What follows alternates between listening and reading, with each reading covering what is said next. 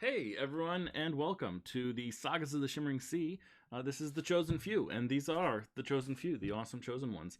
And we get to see what their stories are, what their tales are, and play to find out what the mother freaking heck these random crazies are gonna do. I feel like I never have an idea what they're going to do, and that makes me happy. I think that's sort of the joy of playing games sometimes. And so, from that perspective, let's dive on in, guys. You all have some beliefs for me. Yes, people wrote them. Then let's just go around and do it. John, tell me about Timothy's beliefs today. What does Timothy want? Well, Timothy's first belief is that he recently caught wind of the Proudwater family Mm, maybe breeding alligators, mm, and potentially keeping other or abusing other exotic life forms, especially reptilian life forms. And Timothy is not okay with that. mm. So he wants to set these animals free when we storm the manor, and we'll try to talk our new friend, resident druid, uh, Narash, into helping. That sounds like a great belief. I'm excited about that. Yeah. And then number two, kind of our ongoing saga here. Timothy will help Nova get the curse removed, hopefully. Mm, And if the team decides to go through with brainwashing the Primarch to do so, Timothy might have a plan. excellent. That sounds like that sounds awesome. I'm excited. I want to know what that plan is. I'm excited to see it unfurl. Excellent up. Winona playing Nova. All right. Well, mine are the same, but my guiding light is to throw myself into danger to protect my friends. My belief one is to seek out Masha Seasworn as an option for breaking the curse, and my belief two is to continue seeking out a way to get close to the Primarch. Mm, sounds good to me. I like those very much. You feel like you have ways forward to make those things happen in the world? I think so. Okay, excellent. As long as you always feel like there's a way forward for you, then this is working successfully to me. Nika, playing Celexa. I'm finalizing my right Okay, now. Can you come back to me, please? absolutely. Thank Ami, playing Thea. So Thea's guiding light is that she wants to get closer to everybody. Belief one is to help Nova not succumb to this curse by either breaking it or fulfilling this favor. Belief two, Thea wants to retrieve Xeris from Leona's skull. Probably, I think Mhm. by the end of the day. I should add that by the end of the Mm. day.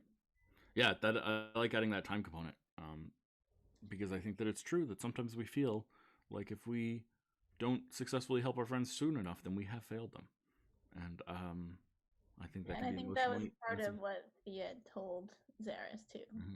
I'll Yeah. get you tomorrow. Yes, that's So, very true. I also want to add quickly, just we've fallen out of the habits of being good at doing notes. We were really good at doing notes for a while there, but we've fallen out of the habit of it, and we should probably get back into the habit of it. Am I wrong? No, We've taken notes every time. we have. Oh, Mm-hmm. are we posting them somewhere different? Am I? We have two channels. Well, look, We've got two channels. That is very bad. We should not do that. That is my fault. I'm taking notes today. Excellent. Never mind then. I take it back entirely. Please pardon me. I was just looking at the notes in the notes channel, and rather than the previously on channel, this is poor organization on my part. So thank you all for your patience with me. I appreciate it. Nika, are you ready for us? Yes. Okay, so Celexa's guiding light is that she wants to prove to herself and others that she can live up to her great grandmother's legacy. She has her own worth beyond just being important by birth. Mhm. Her belief number one is going to be the same. Um, uh, let's see. Basically, Celexa will find and rescue Masha Seasworn in the hope that she can give them valuable help and information. Mm. Um, belief number two is a new one. Slimy nobles are a type that Celexa knows well, and she has a lot of feelings about them. It would give her satisfaction to take Yukia Proudwater down a peg, so she will try to make that happen. Ooh, I like it. Oh man, I love the idea that like we have multiple approaches here. We've got people who want to, obviously the Proudwaters we've established now have like weird, creepy magic breeding, awful experiments in their basements. They've got prisoners in their basements that we might want to steal. But then we also have like and we want to embarrass them if we can while we're at it.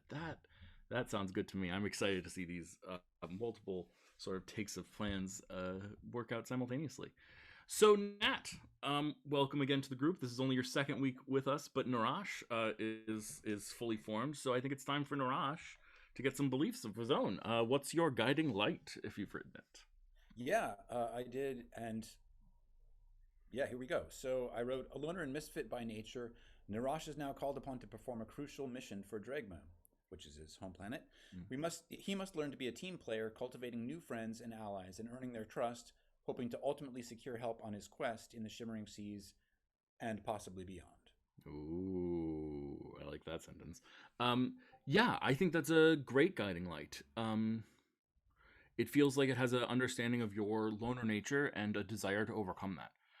So that's something that we can play to a lot. I think that's a good thing to have a guiding light that's based on like a internal flaw to a certain extent, and then push it forward. I think that's well written, and I'm excited. We might rephrase it as time goes on, because at some point you may have friends, and that may negate some of the aspects of the guiding light a little bit. But for now, at least, that seems perfect to me in all ways. So thank you so much. Let's hear your other beliefs. Okay, belief one. Having no idea where to begin his search for Shadra, which is the name of the person he's searching for, Narash will hope to get some information from Yukio Proudwater and will help his companions to seek out and subdue her if possible. Mm-hmm. That And sounds great. belief number two is Narash has no clue what the hell is going on. He will attempt to learn more about his companions and their goals as he orients himself to this world in general. That sounds perfect in so many ways. I always love it when there's a meta and in-world reason for someone to ask a lot of questions uh, simultaneously, and they align. I think that's great. Cool, awesome. Any thoughts about anyone's beliefs? Anyone want to comment on anyone else's belief, or encourage a change in belief, or see a problem or anything like that I didn't comment on? I always like to, actually don't always like to do that, but I do actually always like to do that. I just don't always do it. Great. Then the next morning comes. Timothy goes off and has some adventures, um, and returns. Voila! It happened. If you're curious about those adventures, we have other streams on this channel. You can check them out. You can also check out our YouTube page, Sagas of the Shimmering Seas. Anyway, Timothy then returns from his morning adventures. We know that he usually wakes up early to go fishing, and so we're going to equate early morning political adventuring with fishing, somehow, and at least in terms of the time that we're working with, and dive on in then. Does anyone do anything immediately when they get up before Timothy would have returned? I don't want to have too much focus there, but if anyone has like, it's important for me to have done something, then I'm 100% comfortable with that. You mean to specifically do it before he gets back? Mm-hmm. Yeah.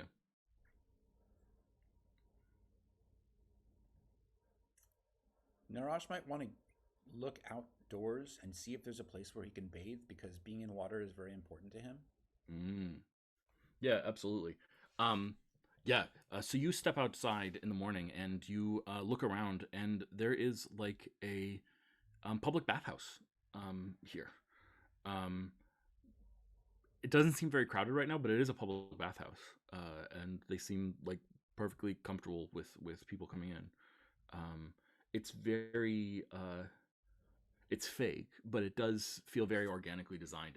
It looks like a lake basically, more than anything else. It's like an interior lake basically. Not knowing any better, Narash runs and tries to jump in the water right away.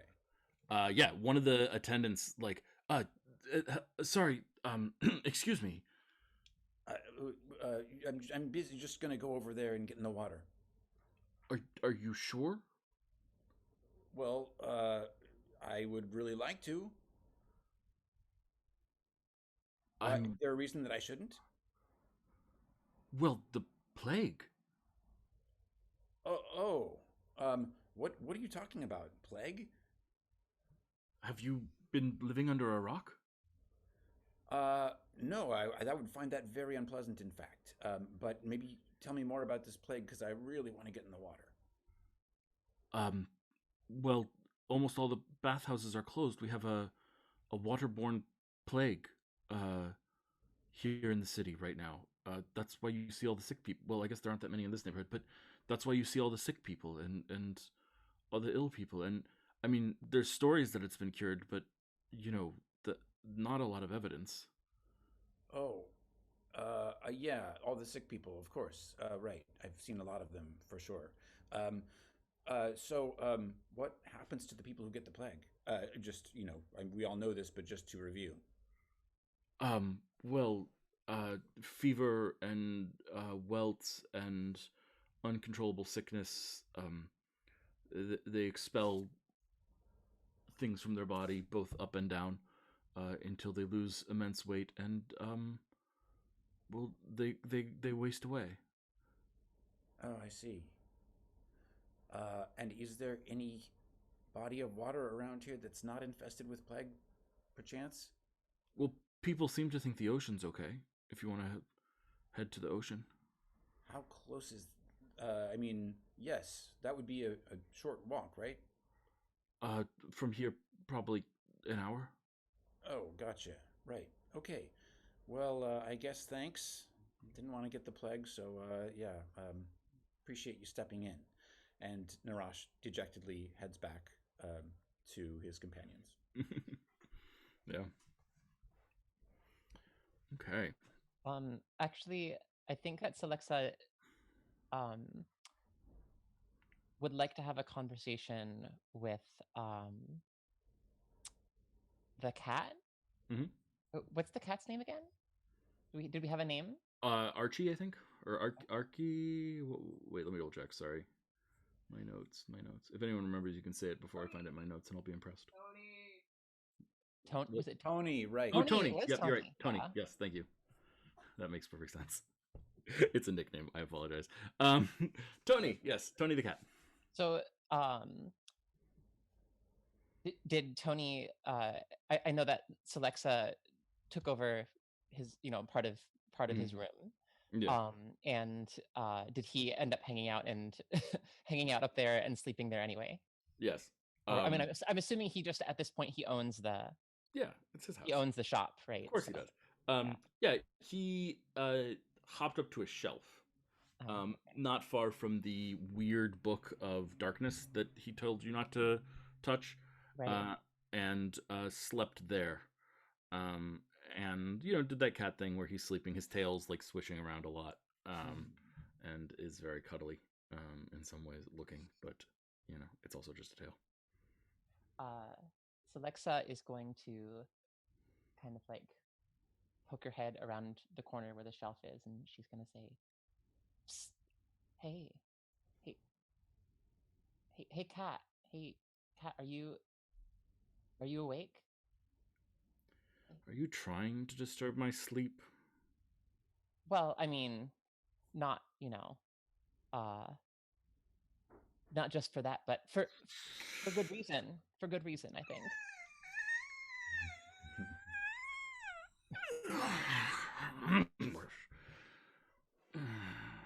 Wow. Well, if you have that out of your system, then I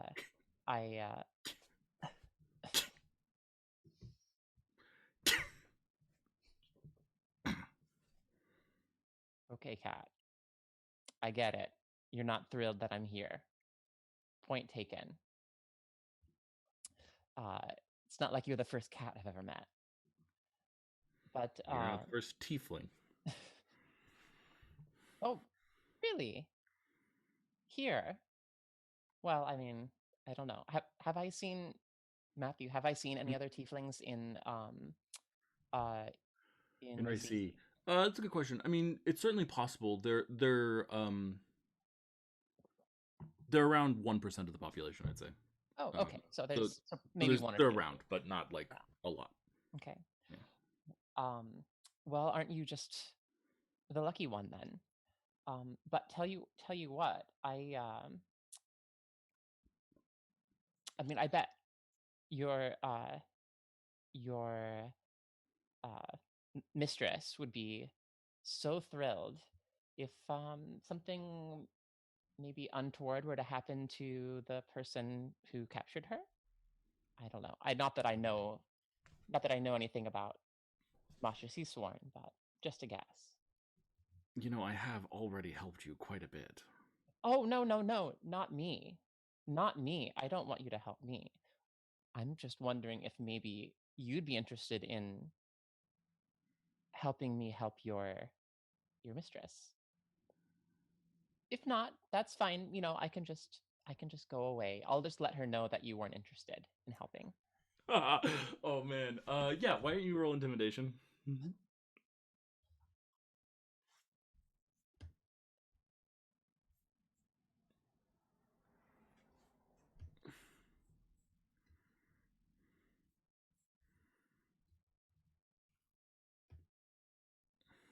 Did that come through?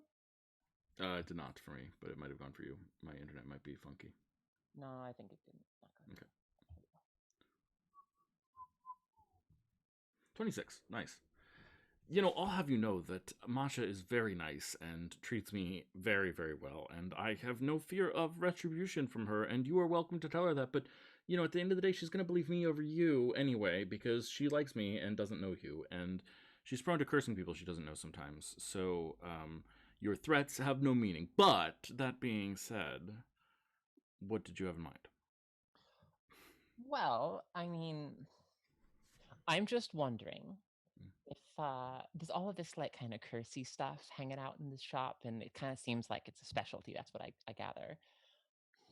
Would there happen to be anything else in this shop that's I don't know, some kind of sparkly bauble or something that happens to have a particularly nasty curse on it? I don't know. You're thinking of one that you could use? Well, something that would make a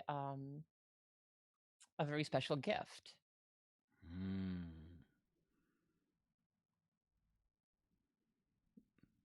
for someone who deserved it.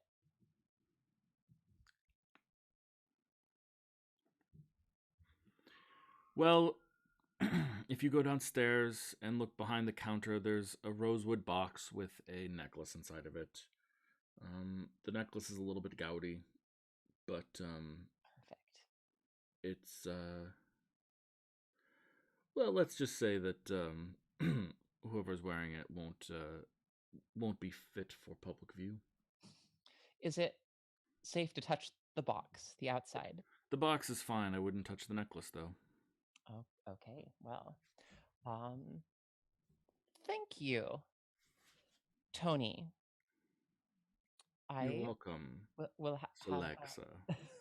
I am sure that uh, Mistress Seasworn will have just the uh, uh, the best things to say about how you helped us help her. So I'm gonna get to doing that right now. In fact, enjoy your nap.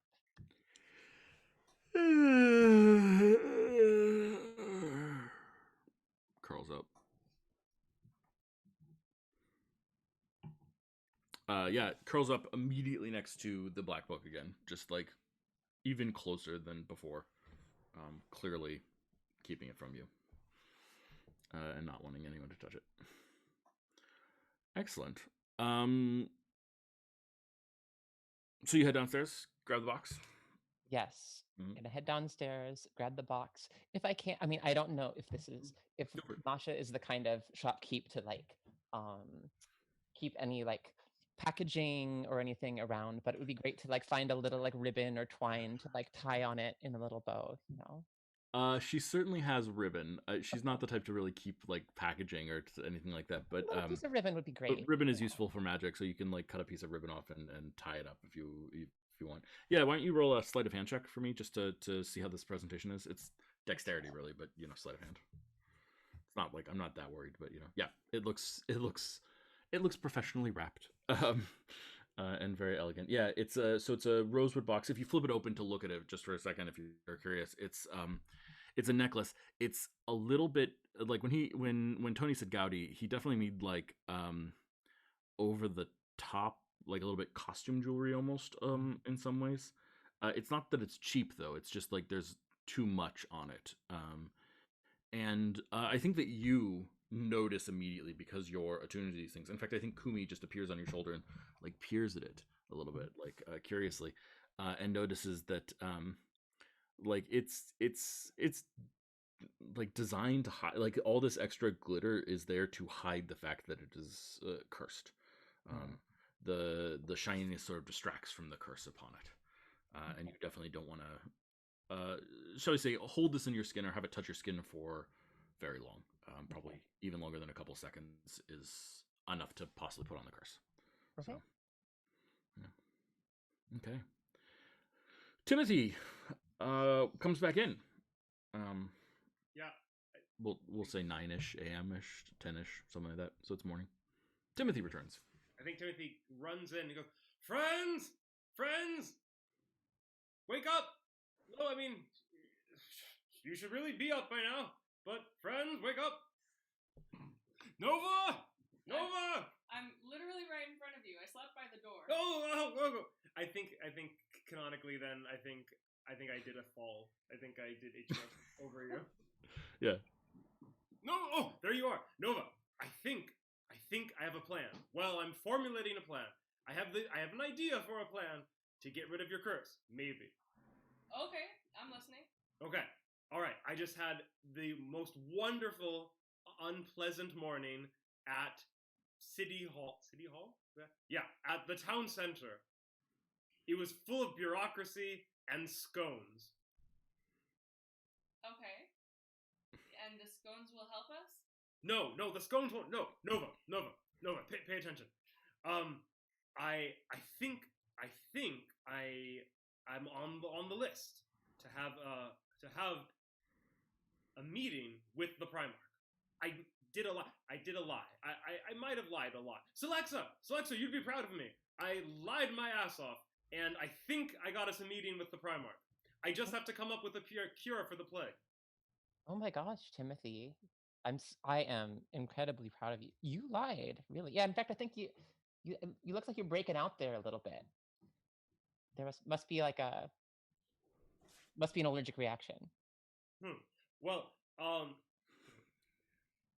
anyway, I also met these individuals, and yeah, it was a surprisingly eventful morning, and yet I barely remember. Just so much happened. It almost feels like 2 weeks ago. It was not. It was 4 weeks ago. Almost feels like a month ago. Just so much happened. But I met these other adventurers, and oh my god, I met the individual who murdered Casher. Oh, wait. Yo. Who is it? I'm sorry. I think I'm supposed to kill them. No, well, I buried the lead on that one. Well, turns out she is a friend.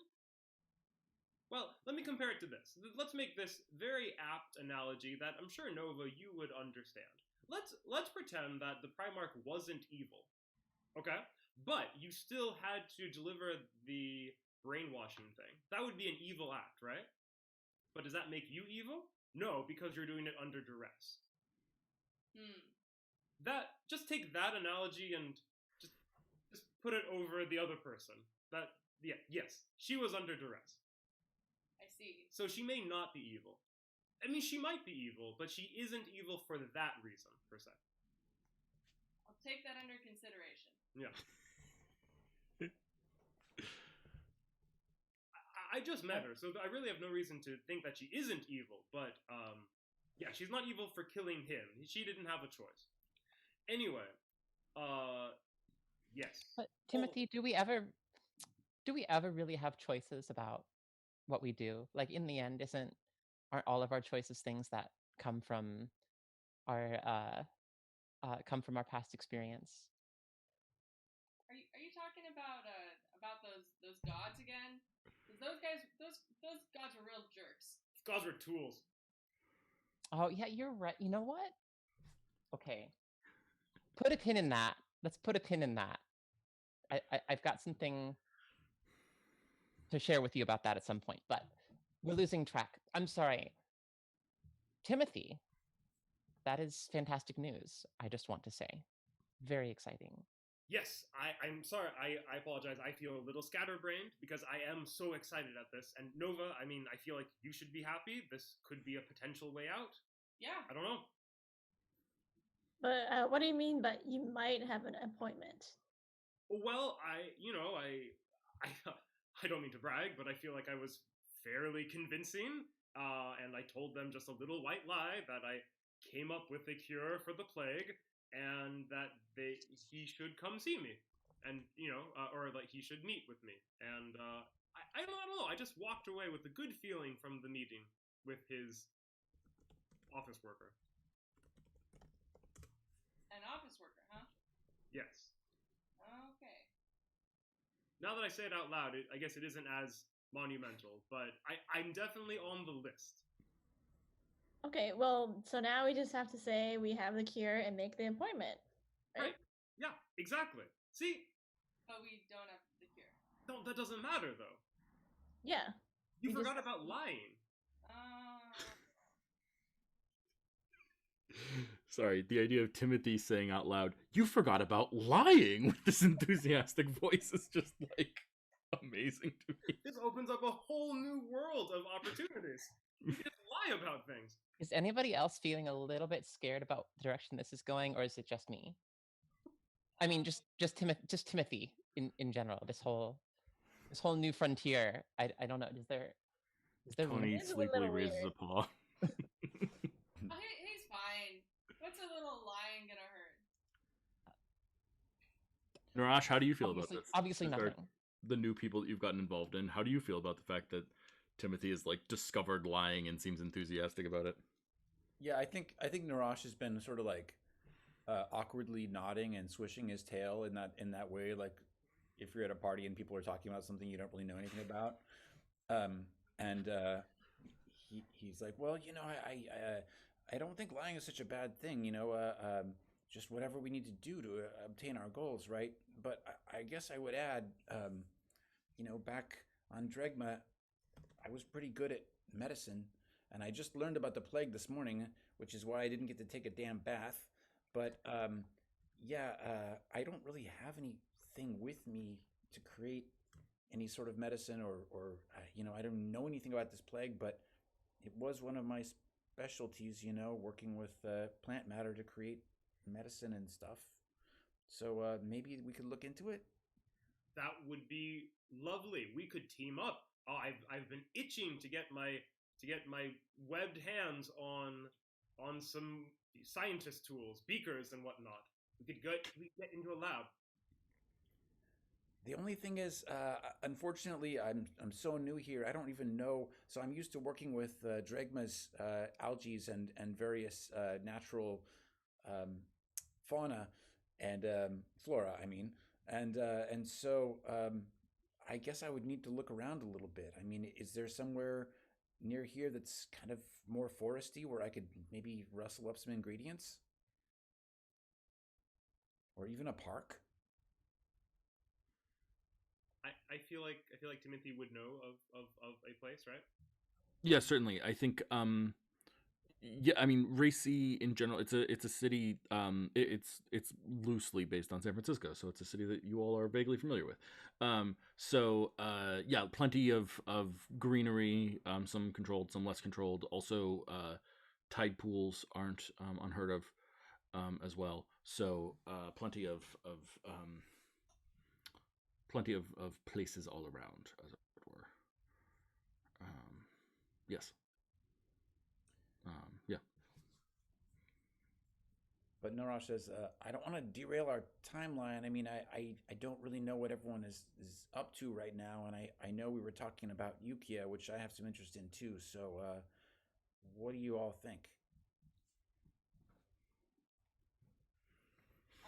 Maybe we should try to find Masha Sea Swarm first and do that, and then after that we can worry about a cure for the plague. Mm-hmm. Mm-hmm. Oh, what pocket was it in? Goodness, this was just a few minutes ago. I have such, gosh, I'm so absent-minded. Oh, there. I also have this seems more useful now. I have the actual schedule of the Primarch. I have the Primarch schedule for the rest of the week. So, is that useful? Yeah. Well, Yeah, that's so useful. Oh, yeah. Huh. Strange. Well, I don't know. Maybe here, I'll give it to you, Thea. You seem conniving in a good way. Thank you. Wow, Timothy, you're turning out to be a regular professional spy. Well, I had help. This lovely individual showed me around the town center and made me tea. Got to sit down with uh, you know, certain person. Had a lovely, had a very enchanting meeting. Timothy, did you have something to drink this morning? You seem really different. The only thing I've had to drink is the wonder of life. I am just. It was a wonderful morning. Okay, it was productive, which is the best kind of morning, and other perks too. All right. Well, I think we should make a plan to see the Primarch. Yeah, I'm gonna. So Thea, you look at the schedule there, since you are the one holding it currently, and you notice that it's oh boy, it's fast. But tomorrow night, the Primarch is scheduled to make an appearance at a fundraising party at Yukia Proudwater's estate. I tell everybody this.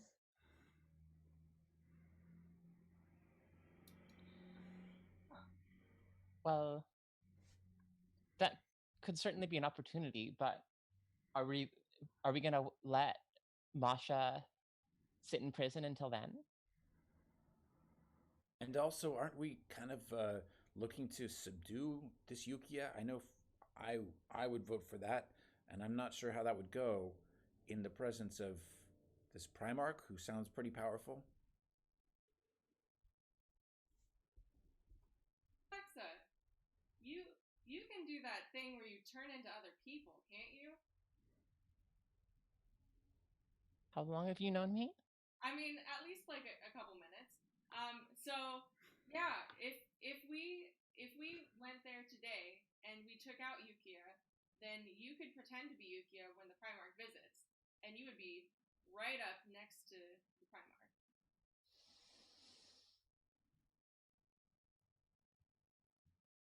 If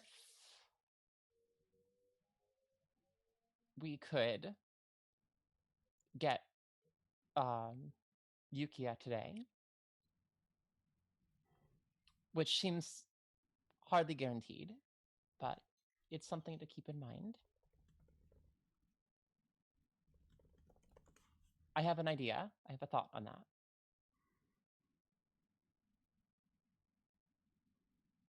Go Yes. on.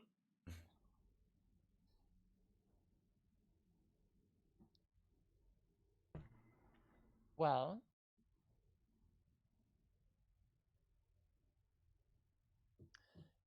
if something were to happen to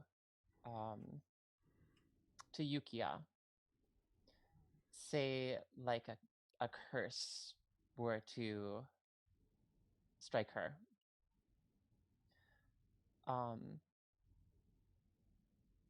where do you think she would go in order to get that curse removed?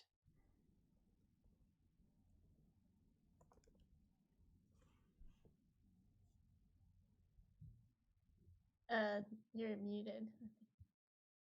Nova. Or Oh, maybe Masha? I mean, seems like a possibility if she's right there in the same, just in the basement of the same building. So yeah, if I had been kind of, I don't know, I kind of wanted this to be a surprise, but I would love to in, invite Yukia down into the dungeons where we can, wait for her when she's maybe not expecting us. What dungeons are we talking about?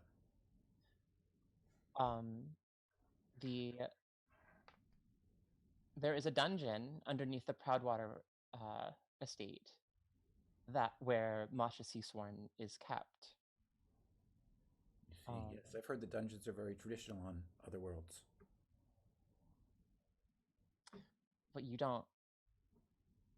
Dungeons don't work very well on my planet because they just get so inundated with water. Oh, interesting. Yeah. It's true. So people there, you don't have like prison or anything like that. Like you don't. No, we usually just execute people who are criminals because then they just go on to their next life. It's considered merciful. But if we do have to bind individuals, we use trees for that. That escalated quickly. Huh. Well, I just think it's so fascinating learning about other cultures. Indeed. But I don't know. I think maybe it's already mid-morning. If we're gonna get a start on this, maybe we should go and see what it looks like to get into this dungeon. So just to be clear on this plan, Celexa, you want to visit Yukia and curse her to convince her to go down into the dungeon? Well, I mean, also just to curse her because she seems like kind of a bee. Okay. Is cursing a thing you can do? What does this have to do with apiary nonsense? Shh, it's okay. Don't worry. Timothy, you've had such a great morning. You're on a roll. Don't ruin it.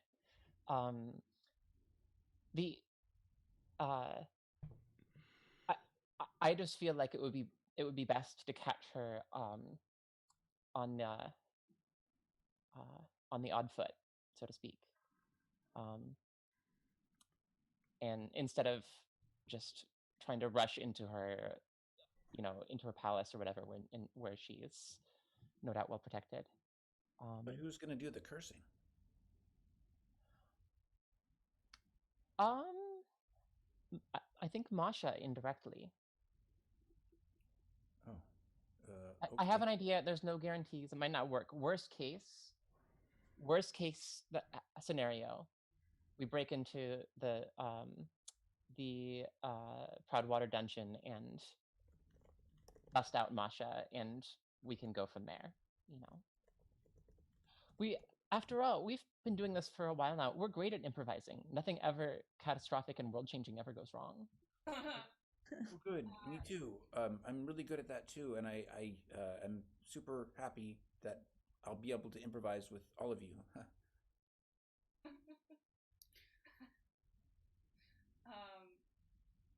So maybe while you're up there seeing Yukia, the rest of us can head into the dungeon. Oh, I don't want to see Yukia.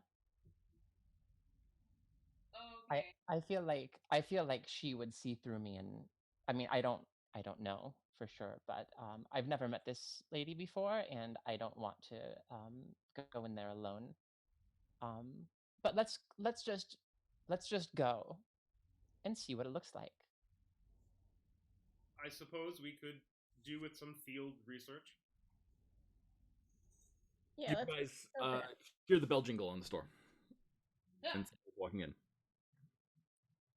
You see a young man, early 20s, a human, very well dressed, like remarkably well dressed, very fine clothing, come in. So he doesn't like knock or anything. He just kind of comes in. Yeah, he comes in. As soon as the bell jingles first, though, you hear the bell jingle, and you definitely have a reaction or an action if you want to do something. Great.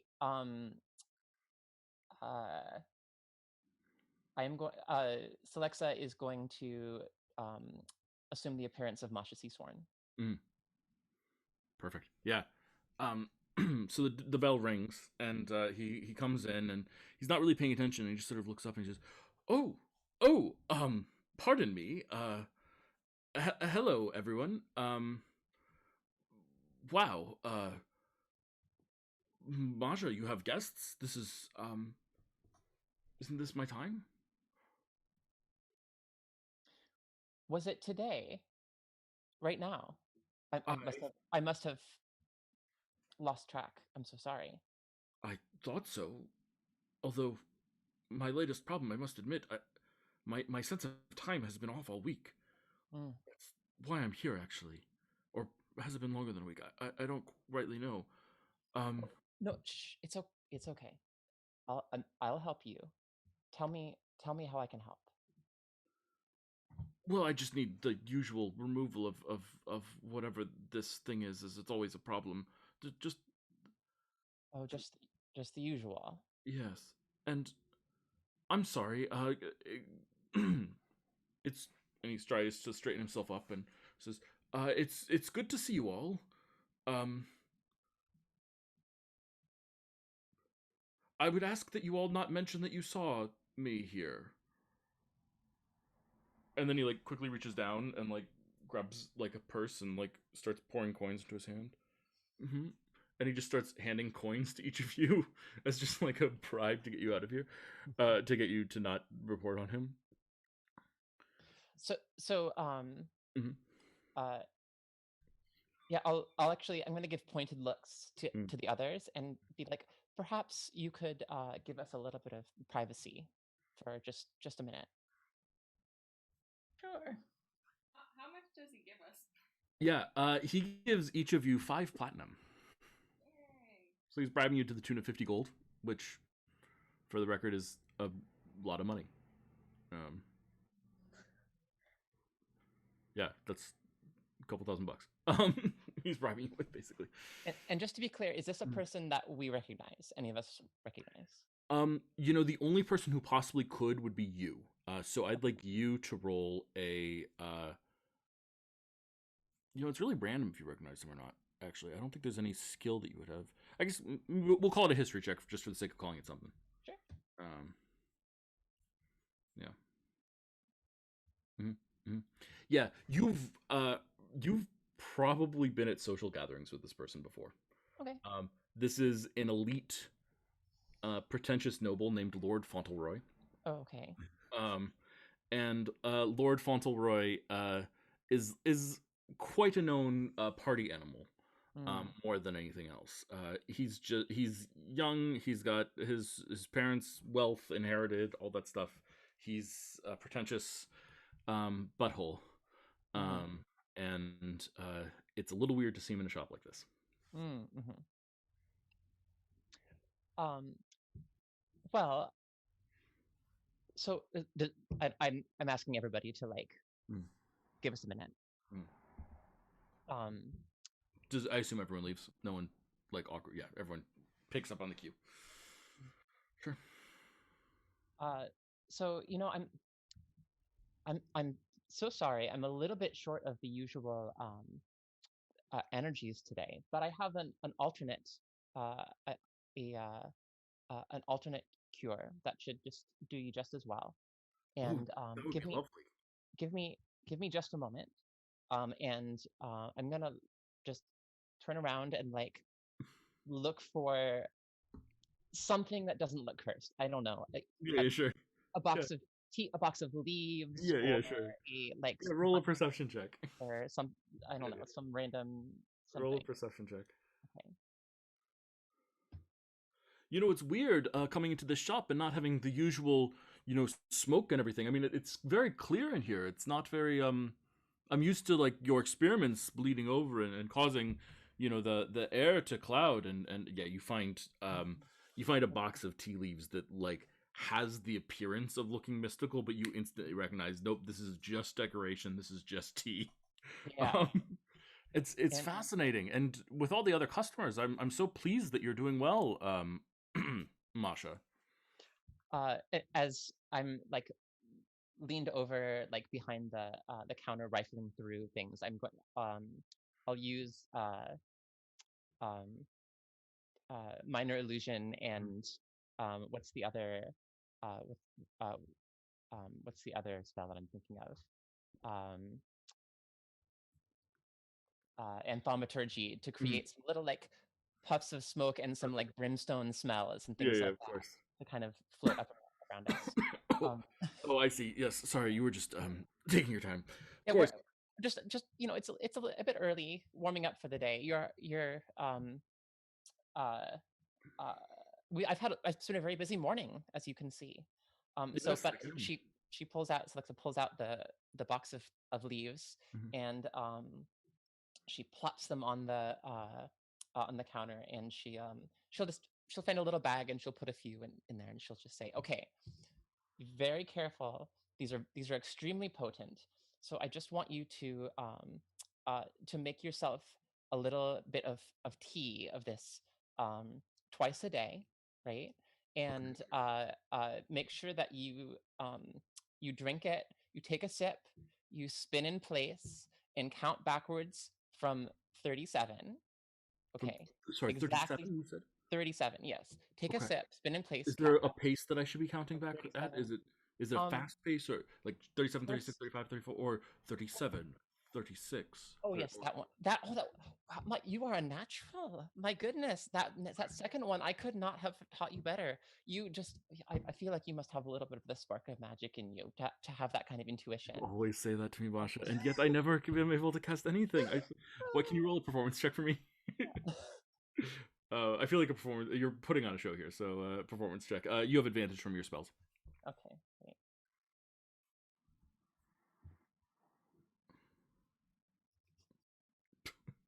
He is so enraptured and taken in, and like just, oh, Masha, you're so sweet to me. Thank you, so much. So sorry. Twice a day, spin in place, count backwards from 37 Between each sip. between each sip. Yes, Oh, so this will yes. be a whole process. Oh, so this Well, is like that time you had me doing the left foot top process. It's going to be like a twice a day. I'll need an hour to clear my schedule for this. Um, yeah, yeah. I'm afraid so. I know it's a little bit more time consuming, but I promise you, oh no, the anything results will speak for themselves. of course they will. Yes, they always do. I really appreciate Masha everything that you do for me. It's really quite special, and I really um well, I wouldn't be so sorry. Anything else after the counting back from 37 between each sip, or Oh no, no, that's all. And will you be appreciating my services the same amount as usual today? yes, of course. Oh well, this is a new treatment, right? So it gets the new treatment bonus, right? Yes, of course. Yes, thank you for Okay. remembering. Yes, Yes, of course. Let me I just know I down. can And he always trust you. pulls out a sizable bag, and hands it to you. Well, thank you so much. I'm gonna just tuck this into a safe place here. Before you go, I heard a little bit of gab that there might be a um, little soiree at the Proudwater residence tomorrow. Have you heard of this? Sure, of course. Half everyone of import is going. It's going to be one of the great events of the season. Oh, so you'll be there as well. Oh, of course, I wasn't. Well, I will, right? You're not. I'm not. No, yeah, of course. This one. Of Yeah, course of you'll be course. there. Yeah. Yeah, no, I'm.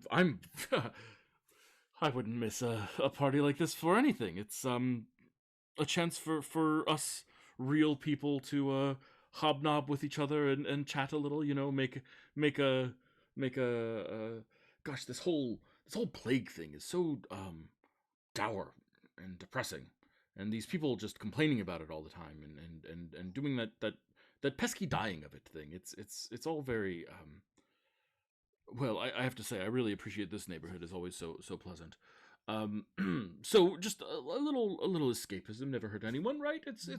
It's a good way to be Oh, free of it all. Um, indeed, and the indeed. Proud Waters always throw such nice parties. Really excellent cheese. Mm. I don't, I didn't think I knew that, but thank you for sharing. And I I believe that uh, you will be well set up to enjoy the party tomorrow night. Thank you as always for stopping by. It is always a pleasure to see you. I want to pull back the camera for a second and ask you, Celexa, to make a deception check for me to mechanically gain some advantages here. There's no possible disadvantage, but this is a consequence of your situation. Perfect. With 15, I'm going to say that you are capable of pumping him for information about the party.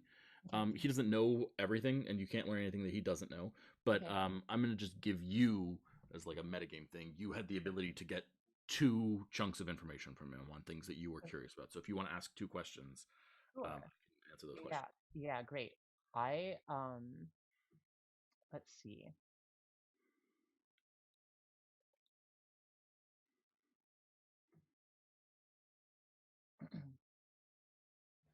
um.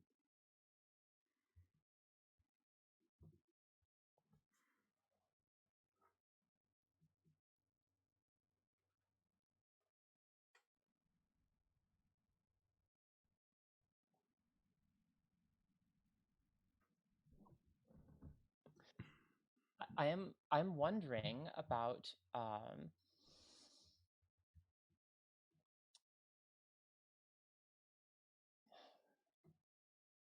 I guess Yukia's um her like uh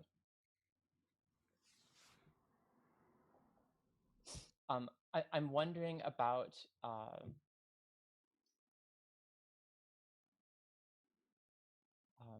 oh, actually, like, I'm gonna start with something really basic. Mhm. When do when are people going to arrive? Mhm. Right. Yeah, So so the it's doors are open at 7. Lord Fauntleroy has no intention of appearing before 9:30, yeah. and it'll close around 2 a.m. Okay. So Gotcha. it's a large gathering over a long period of time. There's sort of a large main room and also many small side rooms, including like a game room and like a room where they're gonna have someone come in and do illusions and things like that. So there's lots of entertainment as well as like gathering and wine and cheese and the usual stuff. So does that answer your question? Yeah, and then the other thing I'm wondering about is I'm wondering if I can kind of um, through some indirect illusions or whatever, ask if there's um, like a like a private area in Hmm.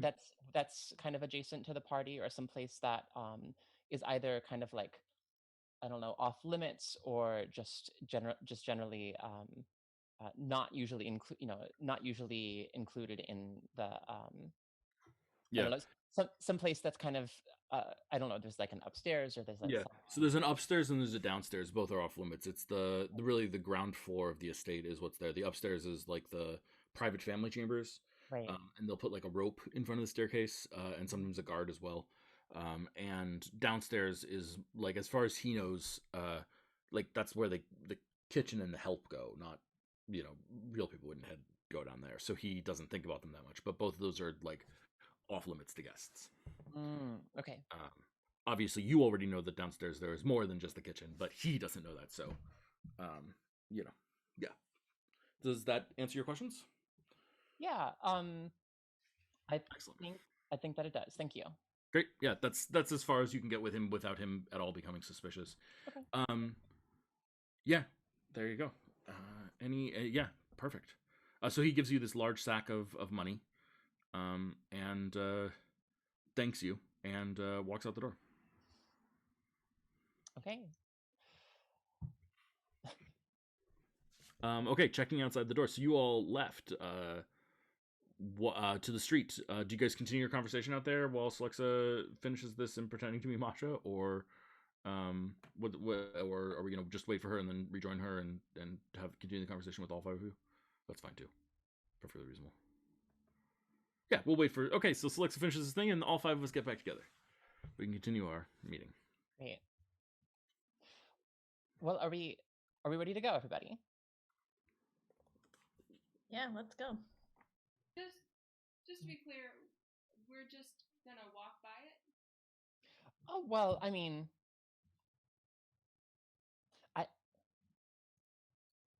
let's go see what the entrance looks like and how many guards there are and things like that. And maybe it will just feel right to just stroll in. Narash says, just putting this out there, you probably saw me turn into a snake yesterday. So that's a thing, that I can do. And, sometimes there are animals that prowl around. And if I can be helpful with, some surveillance or something, happy to do it. Well, thank you. What a team player. Yes, that is me. I'm a team player. Thank you.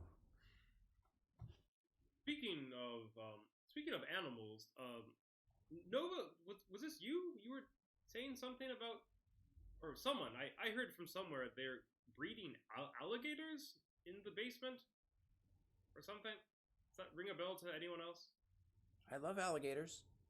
As do I. As do I. And I don't know. I'm thinking maybe we can spring other people other than just Masha, other beings, while we're there. If the timing works. Where would you put them? That's not our problem. As soon as they are free, our job is done. Okay, But what if they go in the plague waters?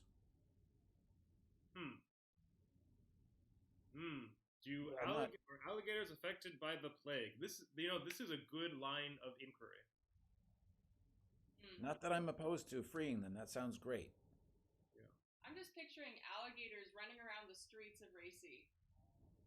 Yeah, what if they attack innocent people? Well, they have to eat too, right?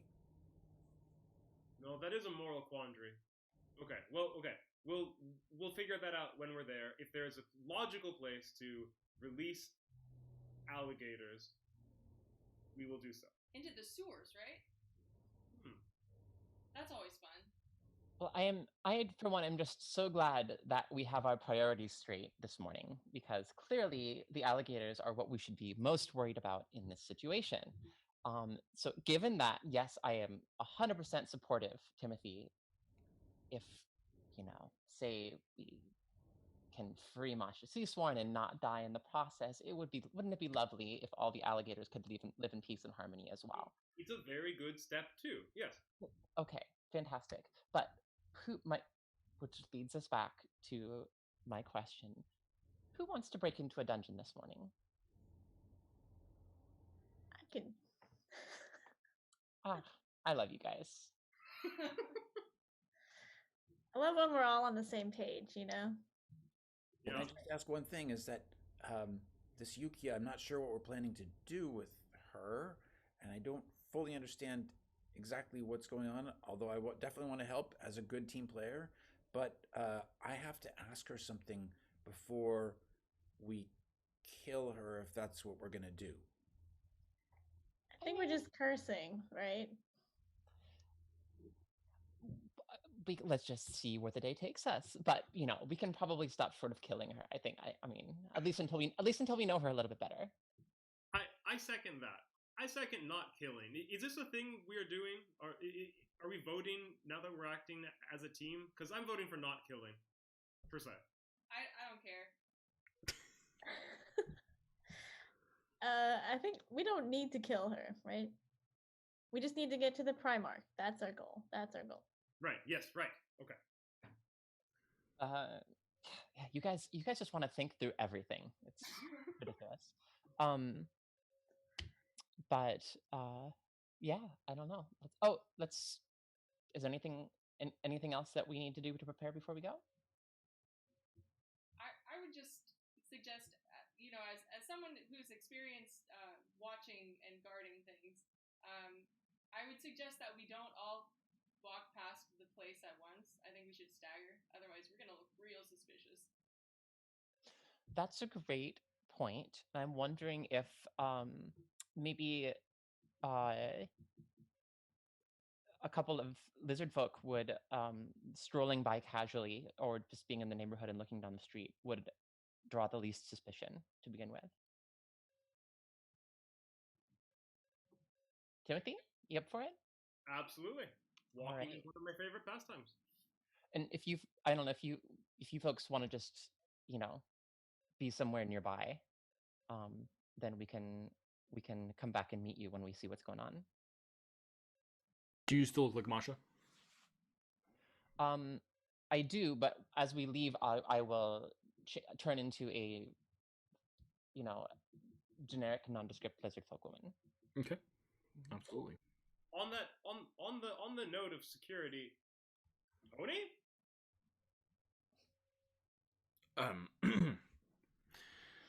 You're disturbing my rest. Yes, well, I was just wondering, are you going to lock this place down once we leave? And I don't know, I assume you don't want more people disturbing your rest. Do you have any need of getting back in here? Yes, probably, maybe. Can you justify said need to me? We are, again, trying to get Masha for you. And there's nowhere else you could use? None like this. I'll lock it up, but when you come back, ring the bell twice and knock on the door 3 times. Okay.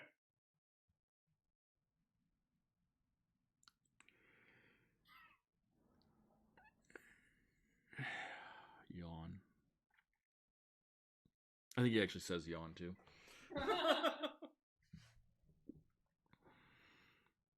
Okay, so the 5 of you leave.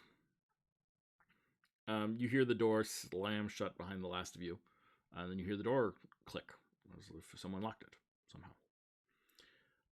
Okay, and you guys make your way across town. Masha's part of town is like it's nice, but it's very like it's not in the nice part of town, but her area is very nice. It's like her neighborhood seems bizarrely in particularly good shape, and so when you leave it, you feel suddenly like in a darker aspect of the city. It's morning, it's daytime, but it's definitely not pleasant, is what I would say. Everything is very there's still a lot of sickness everywhere, and people are feeling pretty bad about everything, just in general. As you progress, though, across the city, you end up in, let's call it I don't want to call it the nice part of town, because the truth of the matter is it's the snooty part of town. You end up in the snooty part of town. As you get there, you find that there are a lot more town guardsmen walking the streets in general. And keeping an eye out in general as well. They're looking around a lot, and you see some of them eye you guys. You're not doing anything wrong, of course. You're just walking, but they definitely there seems to be people keeping track of you. Hey, everyone, team. That sounds good. Team. Earlier this morning on my solo adventures, I was followed, so just maybe, Thea and Nova, you're good with those things. Maybe just a heads up if you notice anyone more suspicious than us following us. Just a heads up.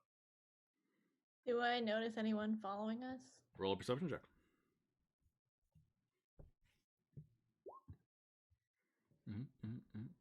Yeah, there is a town's guardsman and their partner following you. 2 of them. They're being subtle about it, but they're definitely following the 5 of you. We got some company. I'll go talk to him. Yeah. I tell him just keep walking. It'll be fine. And I turn around and start walking the other direction. Yeah, they seem to be looking at down a side street and sort of having a quiet conversation with each other. Hail and well met. Yes, ma'am. Yes. Hello, fellow guards. I'm sorry, ma'am, but you are not a guard. Oh, I used to be a guard back in the day. You're 12. I am not 12. Whatever. It wasn't here. You weren't a guard here. I would remember. You know, sort of leans back, and you see this sort of larger human just sort of fold his arms and look at you.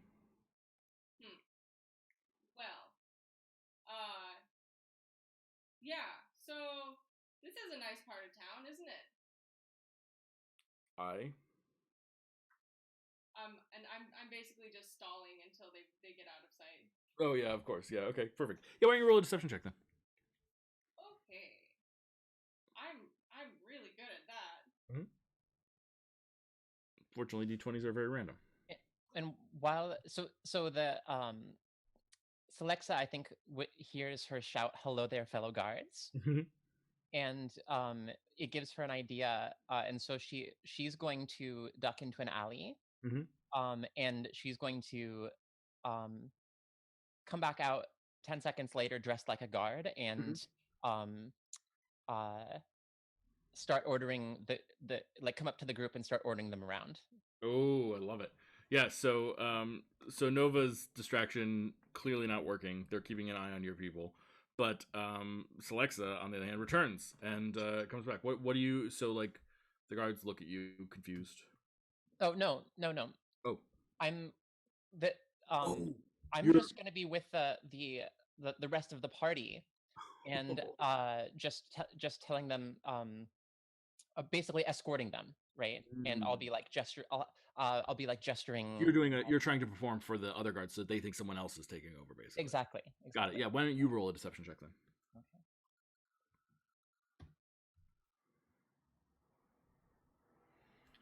Okay. Hey, do you know who that is over there? No, but looks like they got it.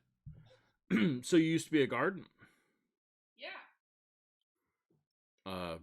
Where? Oh, just south of here. In the ocean? Yes. No. No, by the beach. You mean in Hillel, Yes.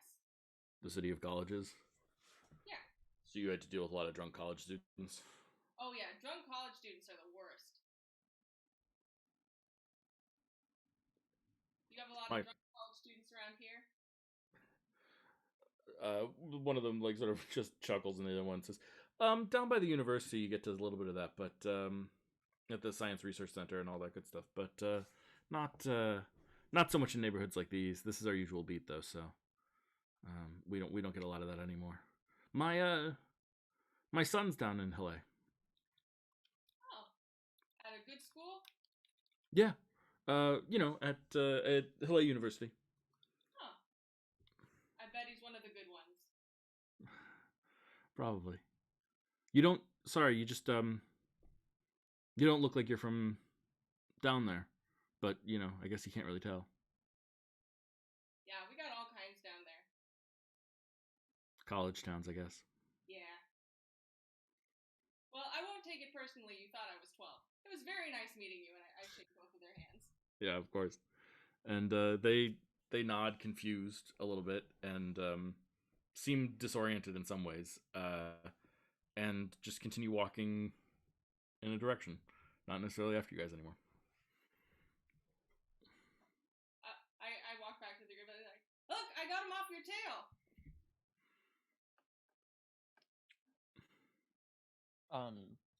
Who's that? Calm down there, citizen.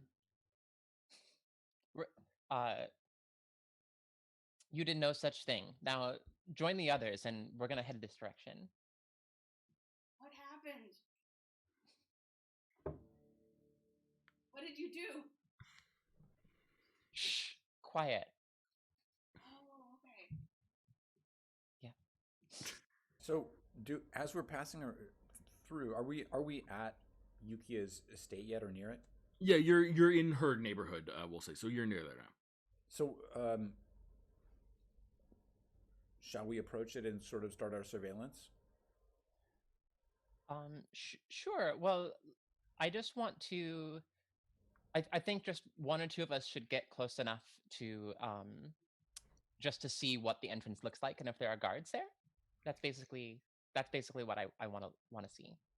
Yeah, definitely. Narash, what about you? You've got all this particularly excellent surveillance skills on your back. Yeah. So I look around and see if I can observe any kind of either like common feral animals or birds that are flying in the air, or something that I can basically turn myself into to look. Easiest thing in the world for you right now is seagulls. Seagulls are everywhere. Sweet. So I say, how about if I take a look from up top?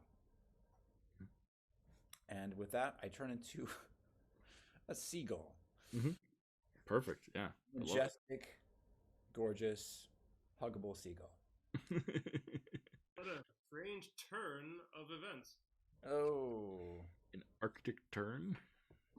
Oh, someone's going to get pooped on. Yeah, that's fair. You probably deserve it. Can you roll a perception check for me while you're up there? Yes.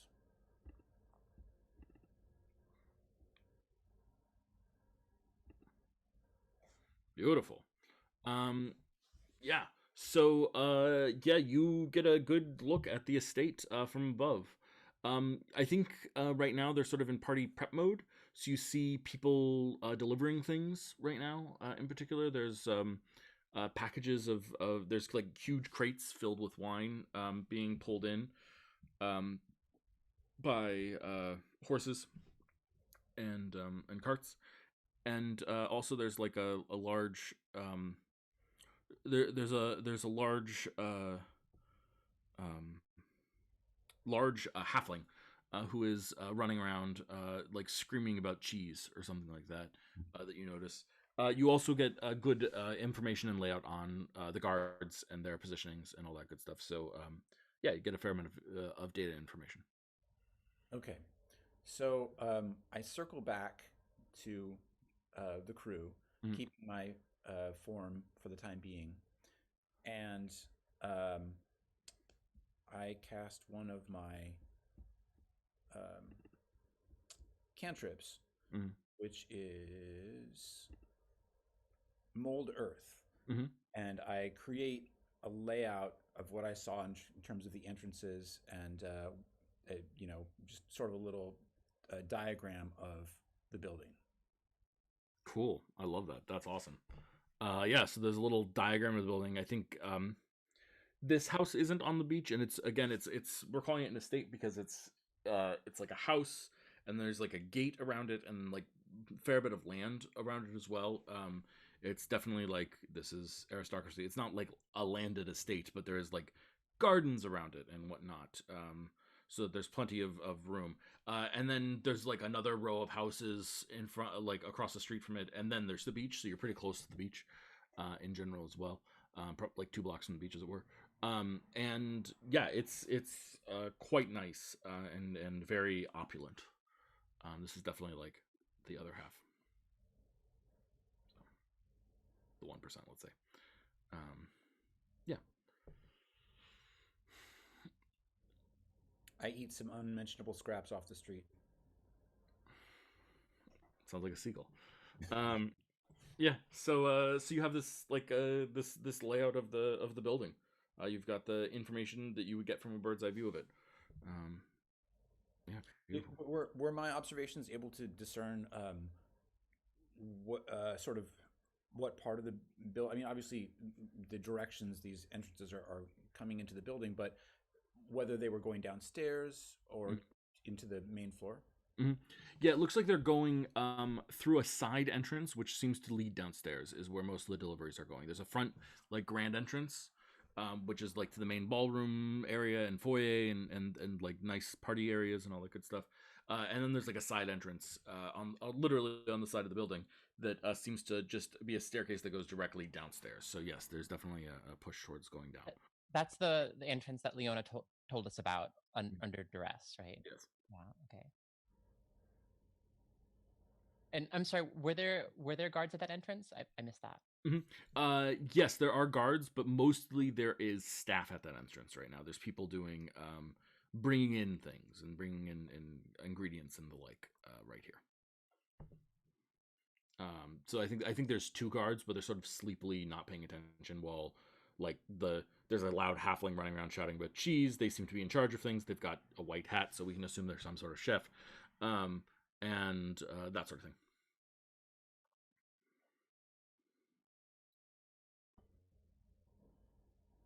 And actually, as we begin to think about this, I think that's where we will take our break. So we'll be back in about 10 minutes, everyone, and we'll figure out what we're going to do about these crazy nobles.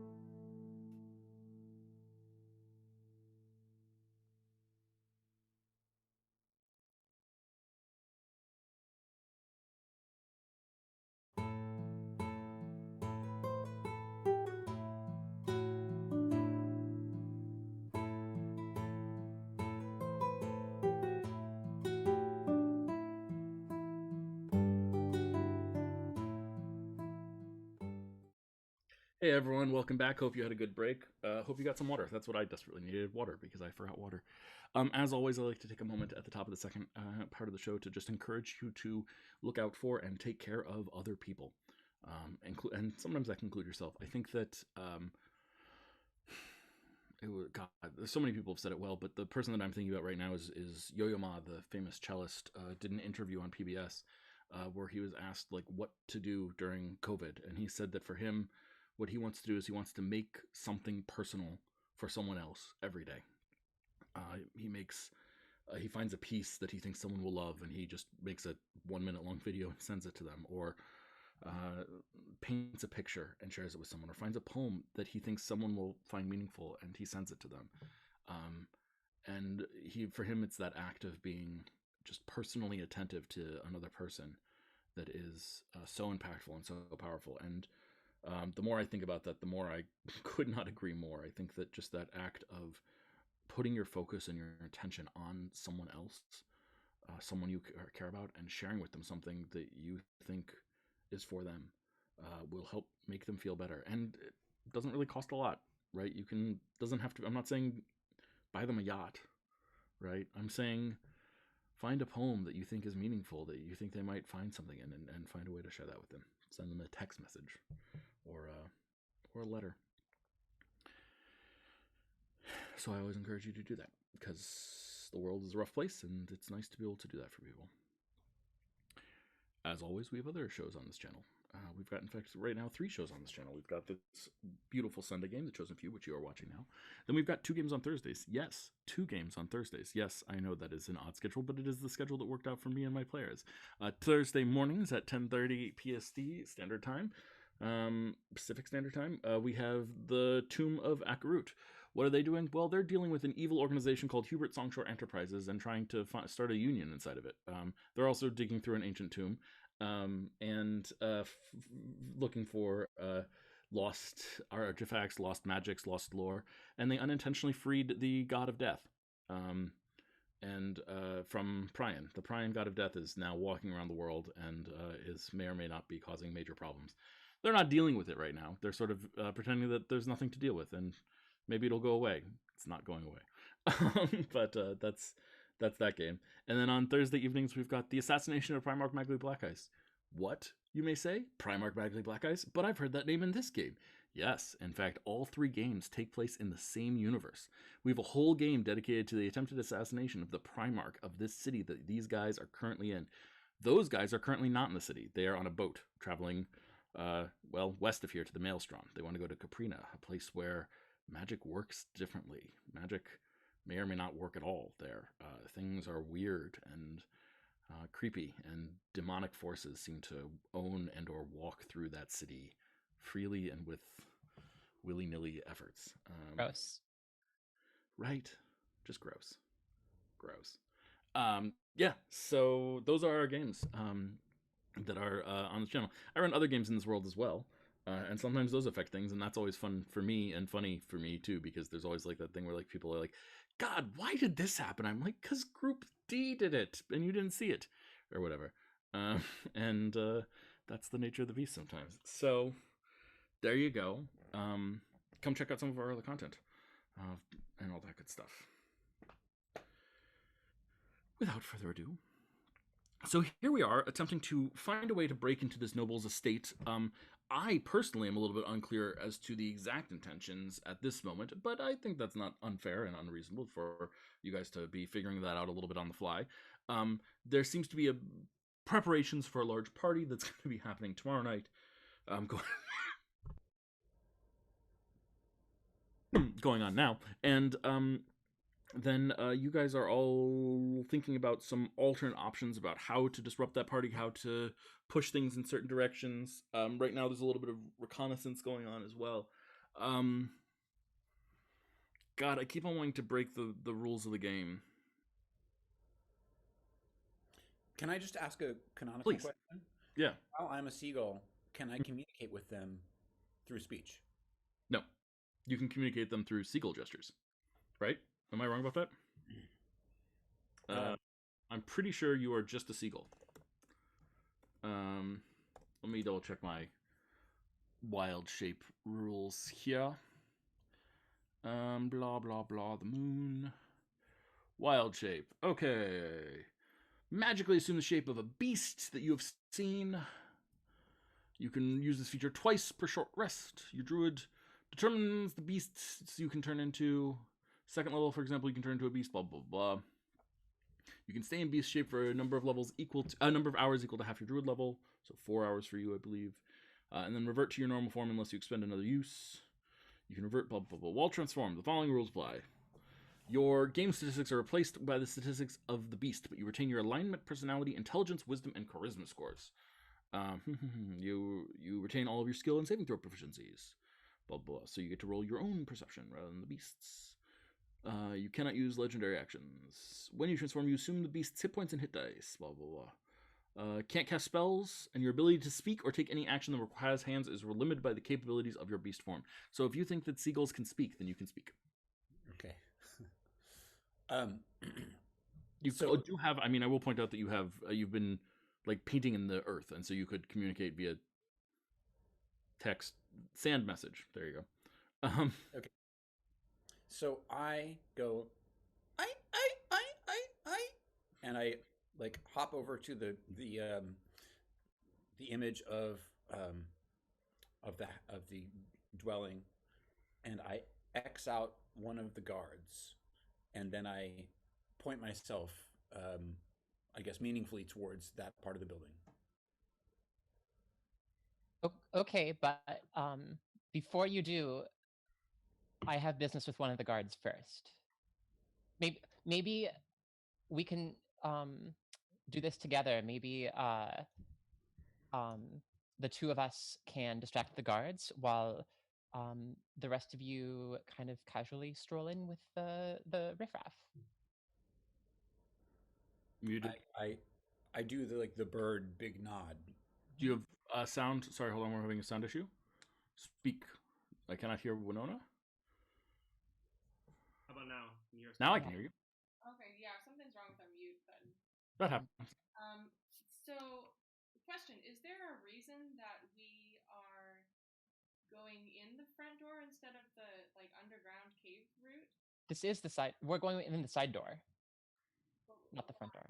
Why are we not going down to the dungeon first? I think this is Oh, the way to there's the dungeon. there's a little bit of confusion. That's gonna be coming. You know, when there's confusion, 9 times out of 10, it's my fault because I have total control over everything that you guys can see and or witness. So anytime I answer a question as a clarifying thing, I am limiting the world. This game gives me too much power. Anyway, there is some confusion. Yes, we have a main entrance, we have a side entrance, and then we have a secret entrance. We're going to use those 3 distinguishes. You guys heard about the secret entrance from Leona. That is my mistake. When I spoke to you earlier, I misspoke because you said, is this the entrance we heard about from Leona? And the answer is, you heard two entrances. You heard about multiple entrances from Leona. And so I said yes. But really what you're asking is this the secret entrance? In which case the answer is no. The secret entrance is a little bit ways away and through the sewers. So it's not like far away, but it's off the estate. It's like really what it is it's a escape route for the nobles. If they are like attacked in their estate, they can sneak away. So it has to get them far enough away. So it's a little bit of ways away to get to that. Not like crazy far, like a quarter of a mile, but still. Yeah. So is there a reason we're not going through the sewers? Yes, the DM misled you. Well, sorry, just for clarity. Also, that sounds really disgusting, but yeah. I'm a fan of the sewer option personally, and really, honestly, I will defer to Nova as she is the one who is cursed. So those are my 2 cents. Well, do we have a sense that the sewers would be less guarded than going through the side door or the main door? You could check.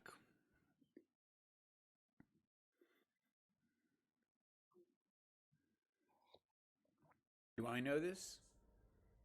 No. It's an excellent question, but no.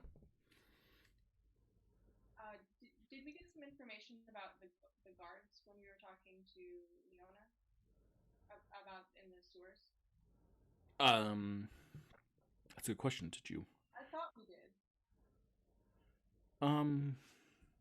Yes, I think you did too. I think what you know is that a secret entrance is less good if the more people that know about it.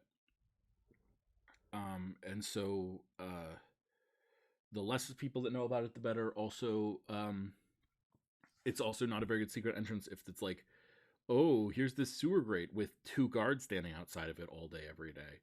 So any protections are going to be inside rather than outside. But yeah, that's what you got. I think we should go for the least guarded route. Although we could split up. So Alexa, you could turn into one of those people carrying in goods for the party. Just look like one of them, and then we can meet you somewhere inside. I think you guys are really gonna love those sewers. I mean, they're just gonna be great. And I wouldn't want to spoil that for you, you know. So why don't you all go enjoy, and I'm sure I'll find you. Narash, which team are you on?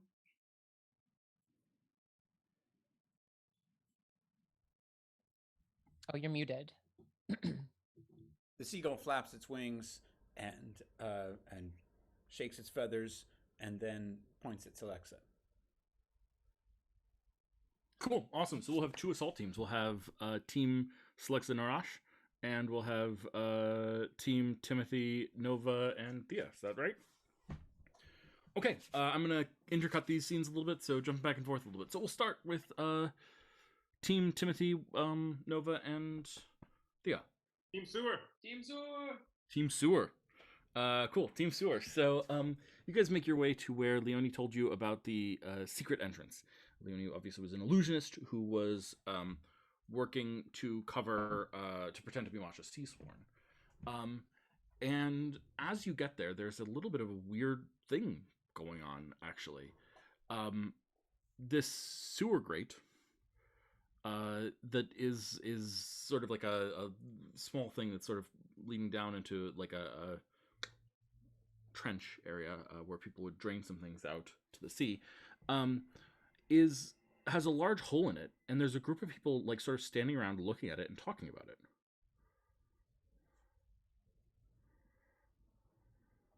What are they saying about it? Yeah, they seem to be just like commoners sort of looking at it and like thinking like, it's very weird to see that there's a grate with a hole in it. And everyone is sort of like staring at it awkwardly, like, I'm not certain what to do with this, and a little confused. And no one seems like eager to go in, but there's definitely like a weirdness sense. Thea, since you asked, can you roll an insight check for me? Sure.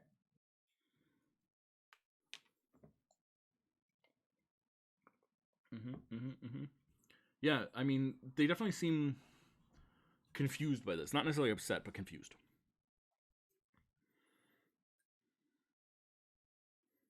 These are normal dressed people, or do they? I'm sorry. They seem to be commoners.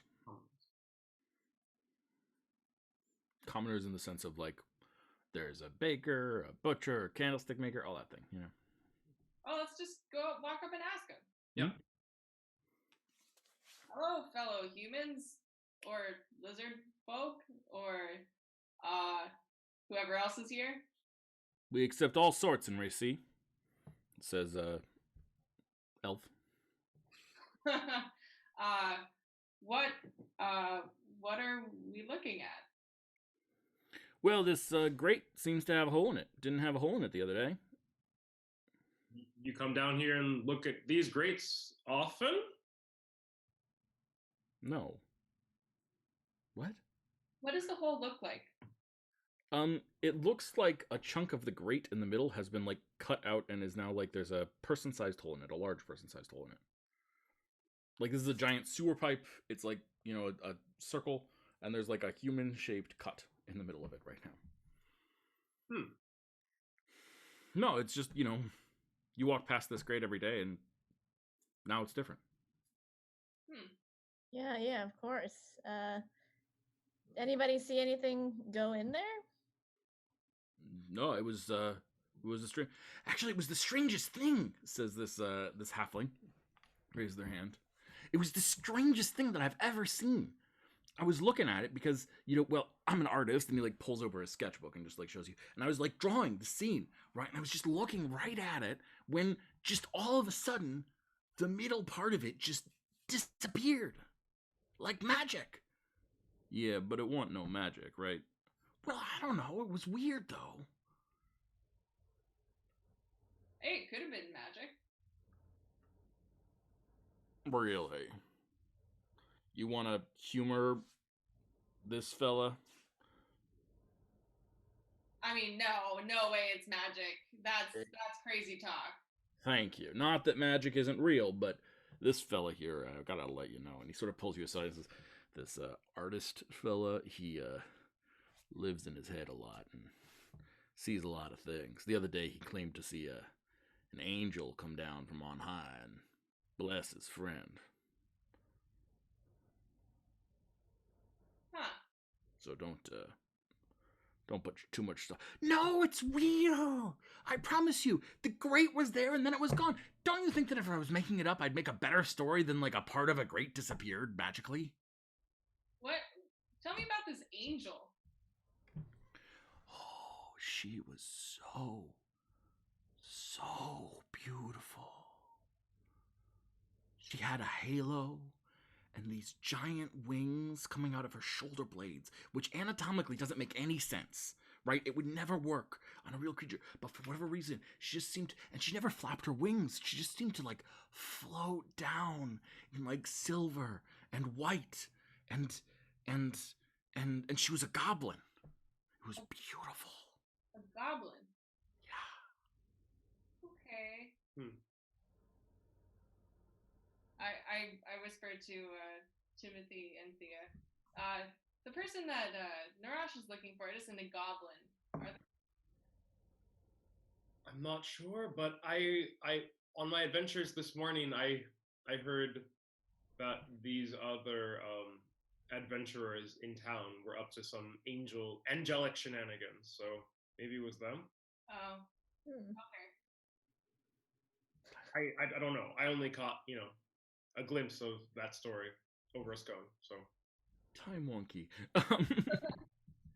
Should we try to get these people out of here? I have a ruse. It involves lying. Yeah, go for it. Oh, well, so let me just get a look at these grates here. Oh, this was no magic. Do you smell that? Do you all smell that? Smell what? It was eaten away by a strong acid. We have to evacuate this area. This is dangerous to be around. Dangerous, you said? Yeah, roll a deception check.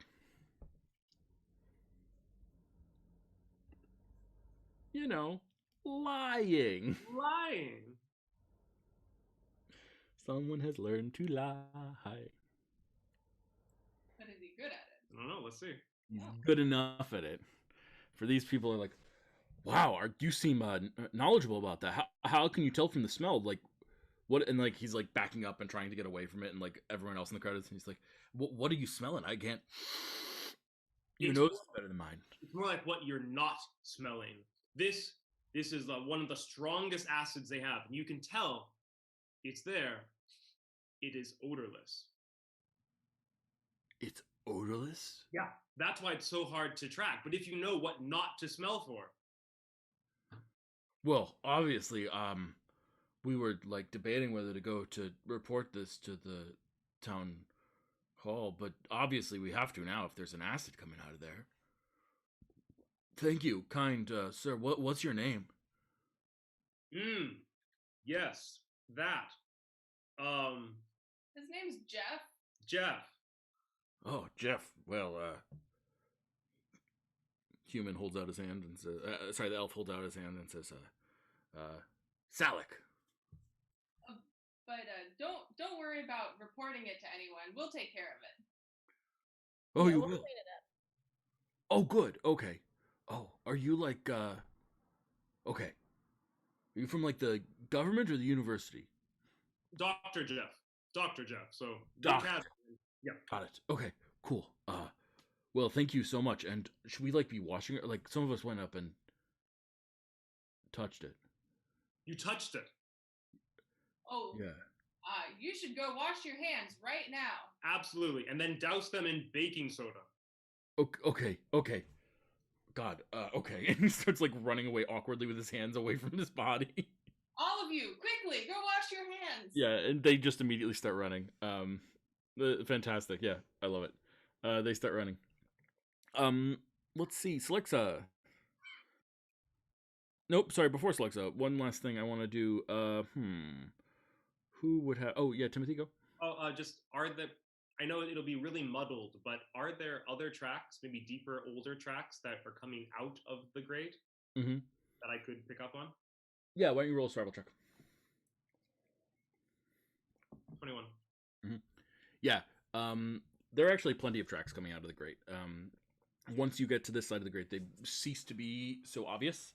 But there are definitely tracks inside. It's muddy and it's thick, and there's plenty of room for it. It's definitely a place that people come through. Not a lot of people, but you see a lot of the same sorts of tracks coming through here secretly a lot, probably. And I will add with that 21. Do you have any? Does anyone on this team have any sort of detect magic or anything, or we have the non-magical team entirely? Non-magical team. Okay, cool.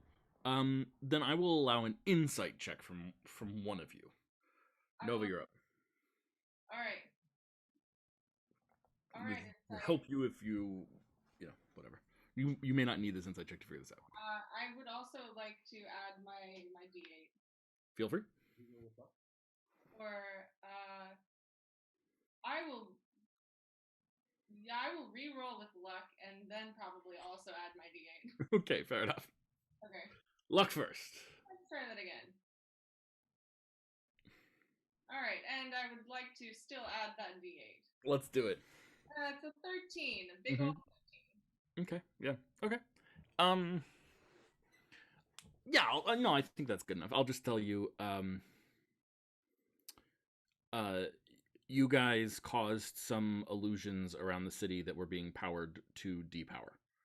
One of the illusions was that this grate was complete. So it did not decay away, it did not destroy away, no one cut through it. It was just that there was always a hole here. It's just that there was illusion magic covering it for a long time. And when you took out Leone, it went away. So, cutting back to Slixa and Narash. What's the plan here, guys? I give her an avian look of curiosity. Oh, what? So you wanted to come with me, but you didn't know how you were going to get inside. This doesn't look like a seagull-y kind of place. Do you have I don't know. Can you be smaller? Do you have another form that you can take that's smaller? I sort of wave my head side to side like this, and then I go over to the little diagram again, and I check on the place where I'd X'd out the guard. Mm-hmm. Oh, okay, but if there's all these folks coming in and out, if we start taking out guards, it's gonna draw a lot of attention. I go like this. No? Okay. So, should I just go and talk to the guard and let myself in, and you'll get in your own way? Is that what you're saying? Okay. All right. Well, that's my favorite kind of seagull is the self-sufficient seagull. So I have full confidence in you. I hold up my little seagull taloned hand for a fist bump. I'm gonna reach down and pat you on the, and I'll just pat you on the head, kind of like, but kind of like barely touching you because it's kind of gross to touch a seagull. My favorite kind of seagull is the self-sufficient seagull. Oh my god. I take off.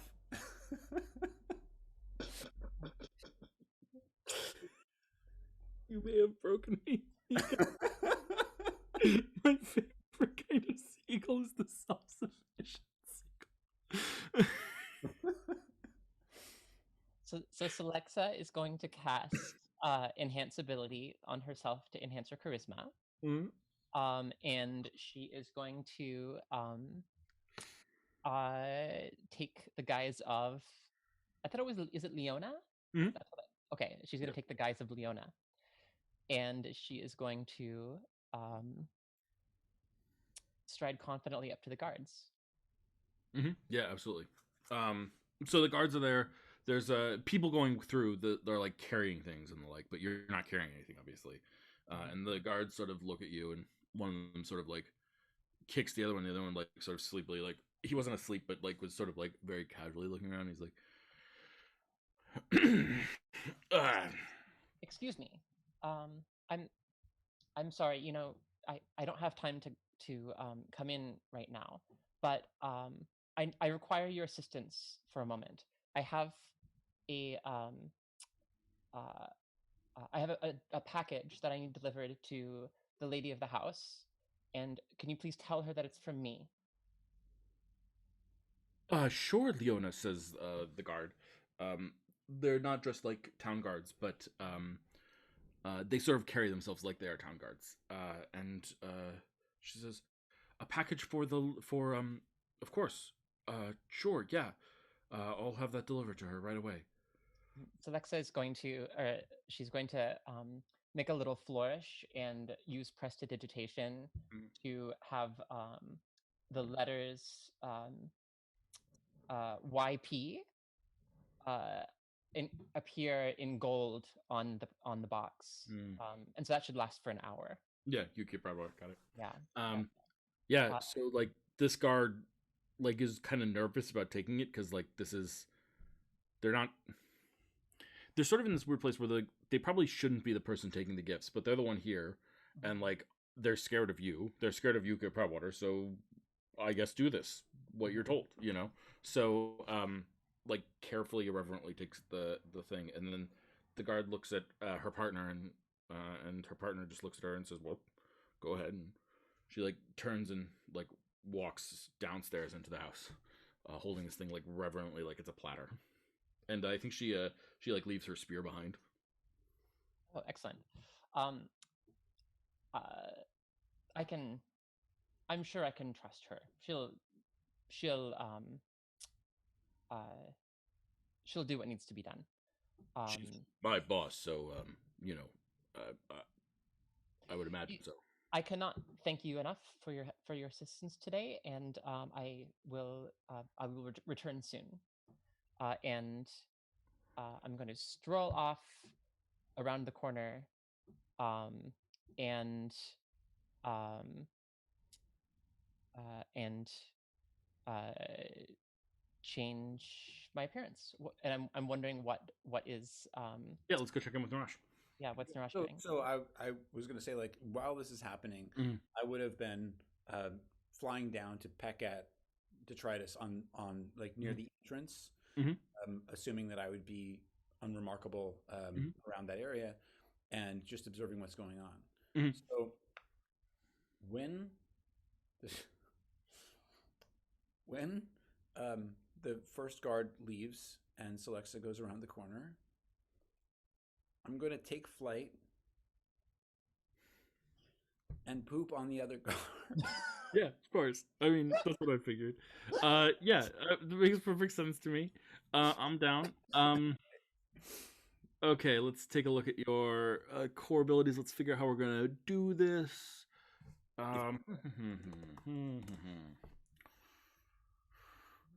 Okay. +2. Nice.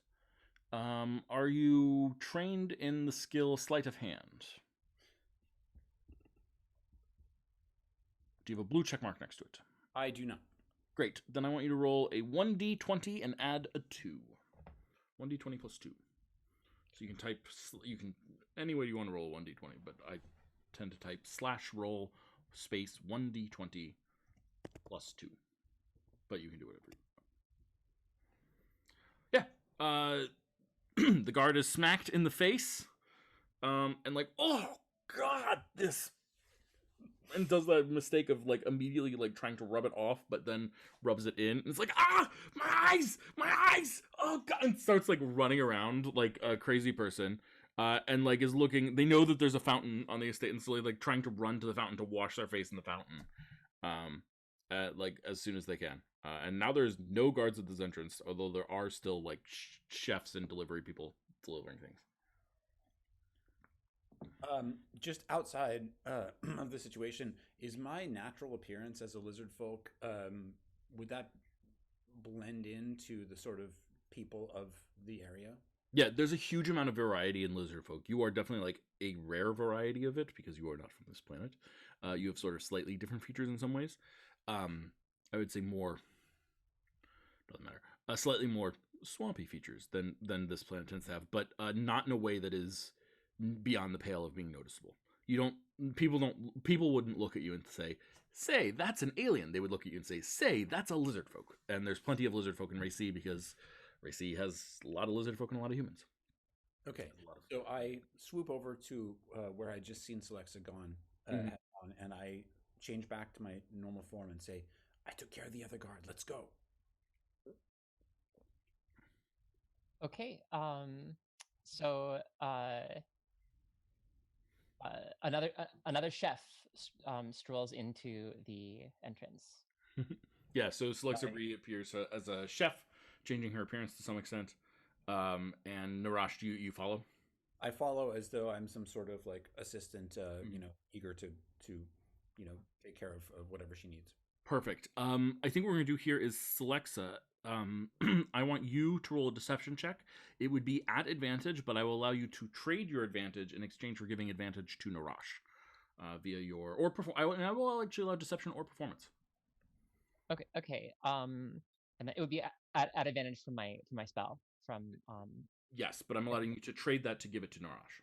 Sure. Well, how about instead? How about I give Narash some words of encouragement and Even advice. Yeah. Just keep your mouth shut, stay right behind me, and roll this d8 die to add to your deception check. Perfect. So both of you roll a deception check. Narash, you can add a d8 to that.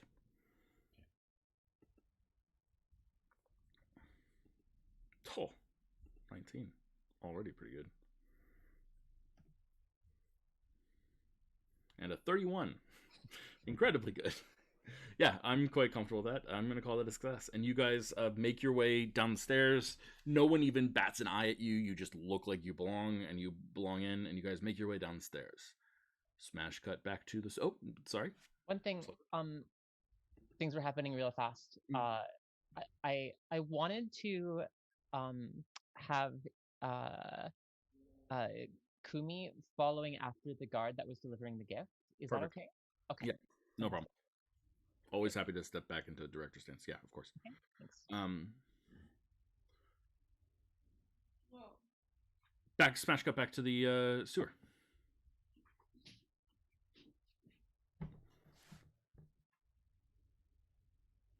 So the sewer smells,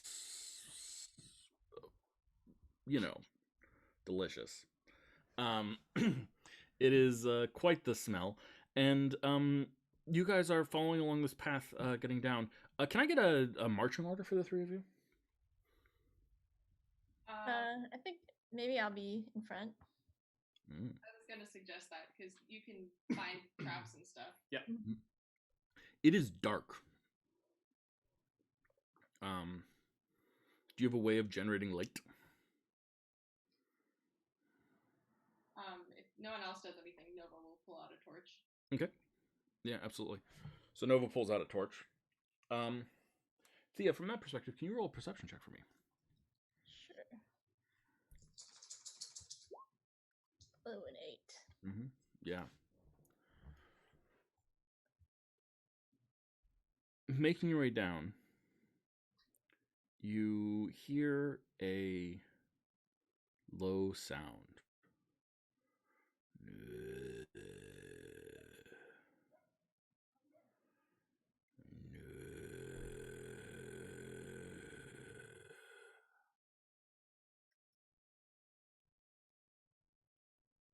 Is it close by, the sound? It's hard to tell. Everything sort of echoes around here. This tunnel is round and, you know. Yeah. Can I make a knowledge nature check? Yeah. Or, sorry, wrong game. Not Nature. really. It's a nature check and it's a knowledge skill, so not the wrong game. Okay. Yeah.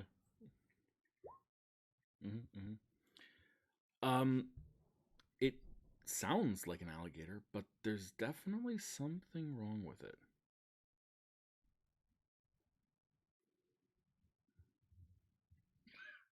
That's an alligator. I don't know if it's freshwater or brackish, but that's an alligator. I take out my sword. I'm ready to kill it. Yeah, you've got you've got your what's it called? You've got your torch in one hand, and the sword is a two-handed sword. Oh, Timothy, hold my torch. Okay. Yeah, absolutely. I also take out my longbow. Yeah, absolutely. Okay, cool. Yeah. So Timothy's holding the torch. You've got the greatsword and the longbow ready. I think I slowly walk forward. And here's where that 8 perception check does not go well for you. Because your foot lands not on the smooth surface through the mud and muck of this sewer, but on the round, scaly tail of a crocodile. I need you to make a dexterity saving throw.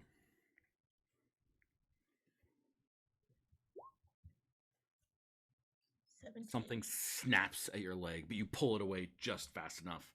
And that's when you realize that you are like right there on this deformed looking crocodile, which has 2 heads. And with that, I'd like you guys to roll initiative.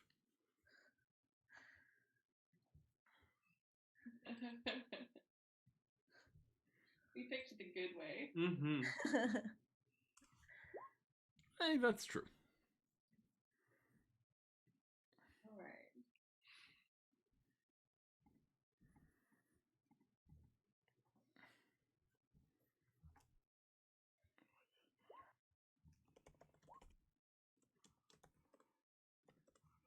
So Timothy, that's a 17 because you've got advantage, right? Yeah. Okay. Oh, and I got a 19 because I have advantage. Okay. Excellent. Well, we're gonna start then with snapping bite at Euthia. In fact, we're gonna start with 2 bites and a tail swing, all on you. Yes. That's gonna suck. Well, let's see if it sucks. Does a 27 here? I imagine it does. Yes, it hit. Okay. Great. You are currently grappled and restrained. And you're going to take some damage because this is a bite. 26 points of damage. Oh my god. Ouch. And it's got you, and it's happy getting you, but it's not a very smart creature, so it's going to actually bite you with its other head as well. I think its 2 heads are going to fight over you a little bit, but you are restrained, so I get advantage. 21 to hit. Yes, that hits. Well, let's see if you survive the night. 21 more damage. Okay. And with that, I think it's going to swing its tail to try and keep someone back. So I think Nova, you were behind that, yeah? Yeah.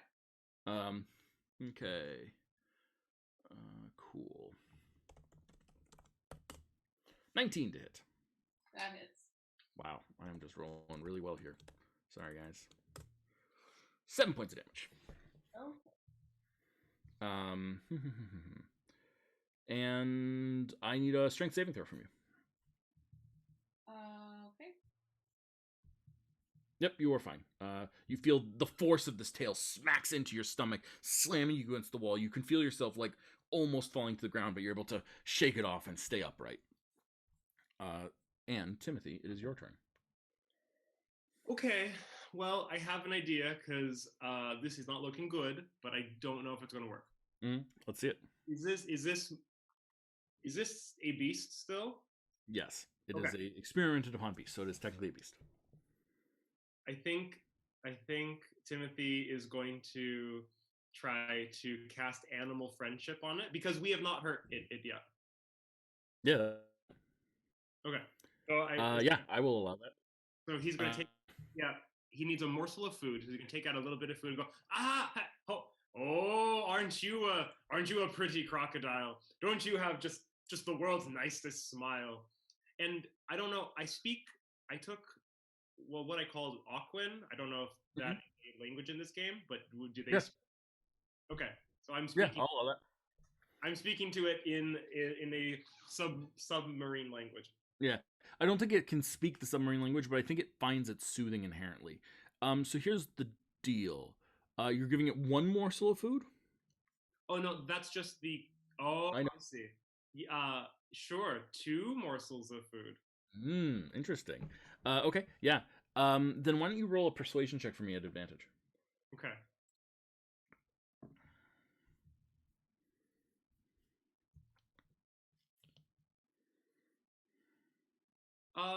Yeah. I'm gonna use my luck, a luck point, and see if Let's do it. it's better. Yeah. Okay. Yeah. I'll take. So it sees you doing this and hears your soothing voice, and its bite just unhooks from and just goes for your food.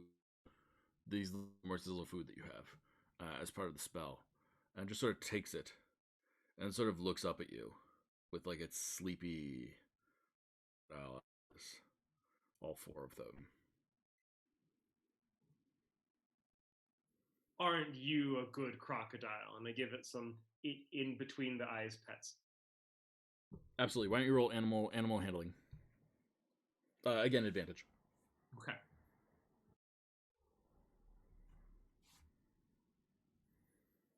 Yeah, and it just like it doesn't purr, but it like vibrates a bit beneath your touch in a friendly, and then just sort of sleepily closes its eyes and looks like it wants to go back to sleep. It's worth pointing out that it definitely like took a chunk out of Thea, 2 chunks out of Thea, but it is non-hostile at this point. So if you'd like to call it the end of combat, if Thea and Nova are happy calling it the end of combat, then I am too. Yeah, I'm happy with leaving it. It's not attacking us. Hey, Timothy, you have that thing that can heal people, don't you? Oh yes, that nice red ring. Yes. Would you like to be healed, Thea? Sure, yeah, that'd be great. Or actually, I forgot I have uncanny dodge. So that means Yeah, try and keep track of that, of course, but you can have one of them, so you can have the. We'll say the 21 damage was actually 10. Okay. But yeah, I would still love healing. Okay. And there are some potions, right? Mm-hmm.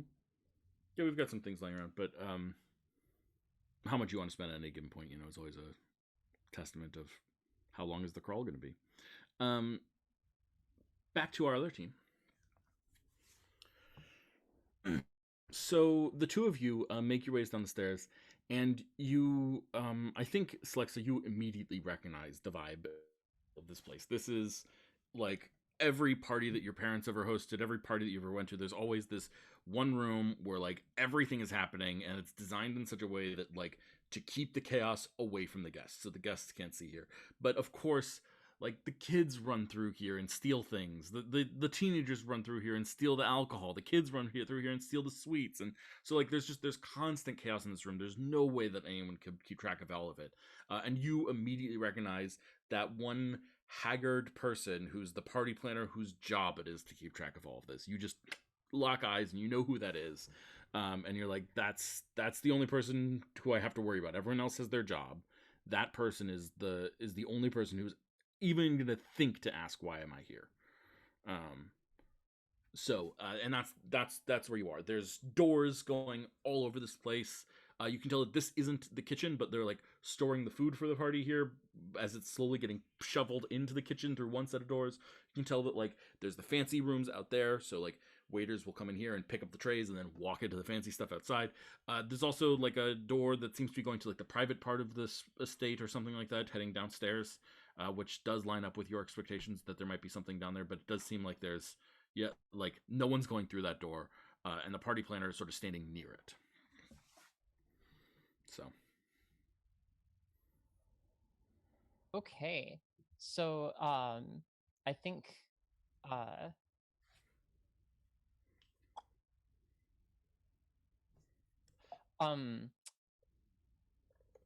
I think I'm going to, for the second time today, um,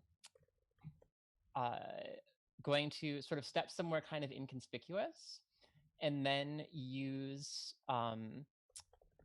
what's that? Sorry, what's that called? I keep forgetting. Thaumaturgy, to make a bit of a stink. Mm. I think that there's going to be some like very unpleasant odors kind of billowing around from the from let's say actually from like an adjacent doorway or an adjacent hall, like it's something's coming from Yeah, like I something love that. burning, like really like bad, like kind of caustic Maybe and from the kitchen even. yeah, coming from the kitchen. Okay, yeah. Oh no! Oh no! Oh no! Oh no! What if they burnt the mushrooms? And just starts like panically running that way, and sort of looks around and just says, "You just stand in front of that door."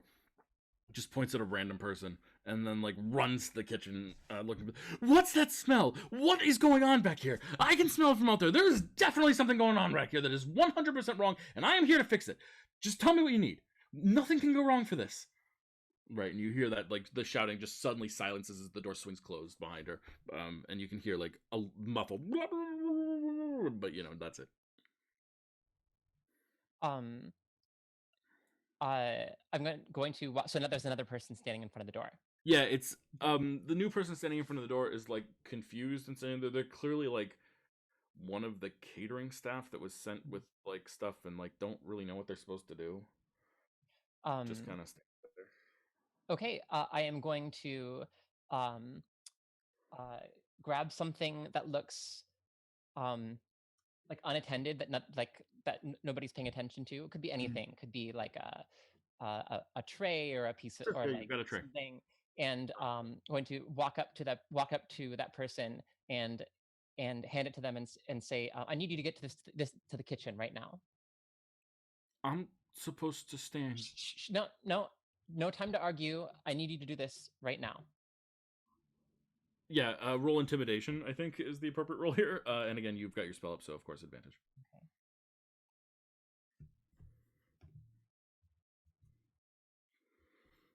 Okay. Yes, yes, mom. And just like starts walking towards the kitchen. Okay, as soon as he's out of the room, I'm going to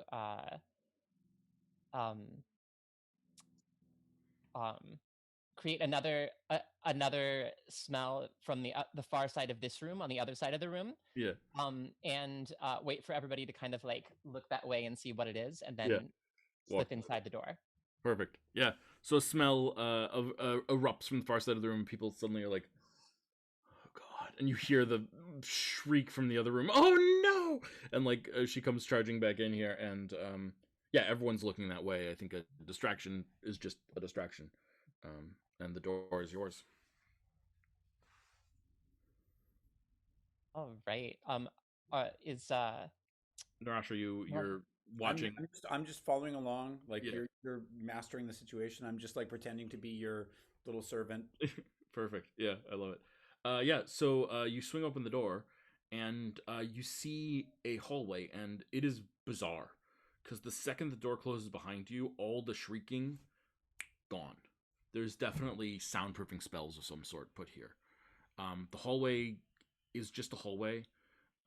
There seems to be a door on the left side and then a door at the end of the hallway as well.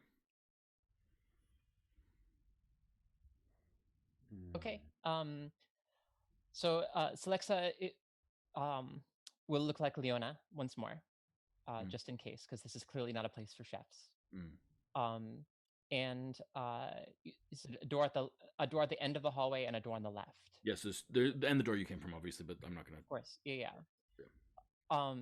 So as we pass the door on the left, Selexa's just going to kind of like listen, and see if she can hear anything from the other side. Mhm. Yeah, you definitely don't hear anything. Don't hear anything. Is the door locked? Yes. And then going to the far end, the far door, is that door locked as well? Yes. Okay. Let's see. Narash looks around just to see, like, is there any other aspect of this hallway? Like, are there any anything to observe other than just an empty hallway with two doors? Mm-hmm. Yeah. Across from one door, there's a work of art hanging on the wall there. It's a rather substantially sized and beautiful painting. It reminds you instantly of home a little bit, but it's not a picture of your home.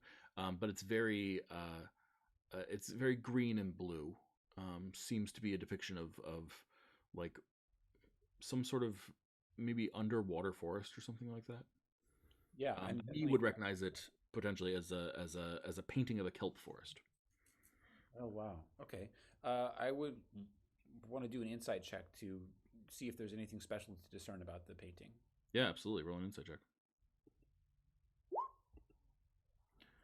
Sure. Yeah. I mean, you're unfamiliar with the art of this world, but to you, it seems incredibly beautiful and well done.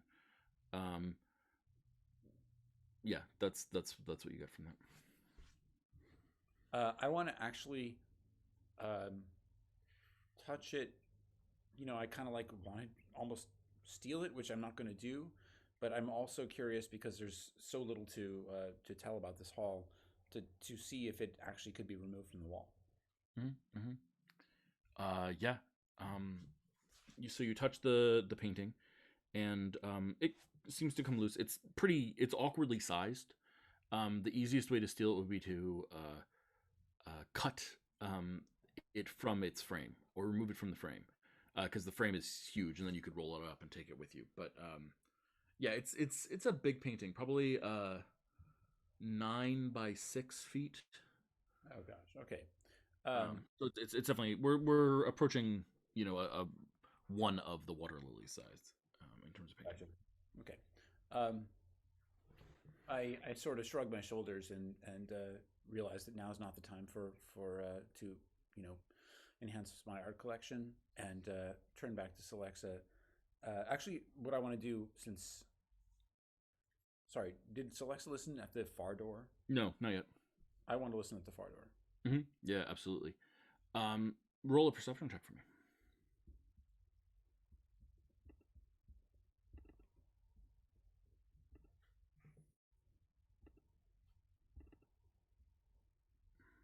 Yeah.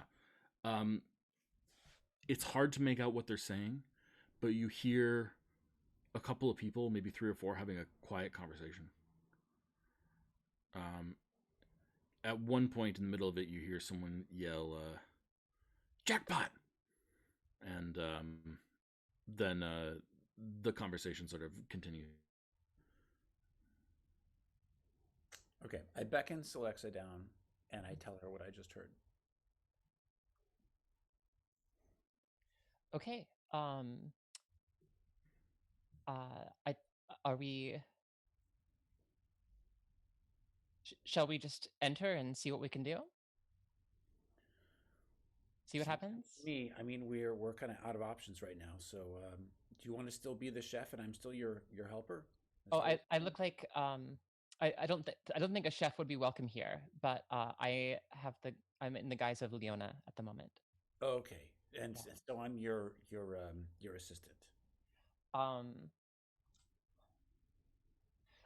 I actually think that you ought to be a prisoner.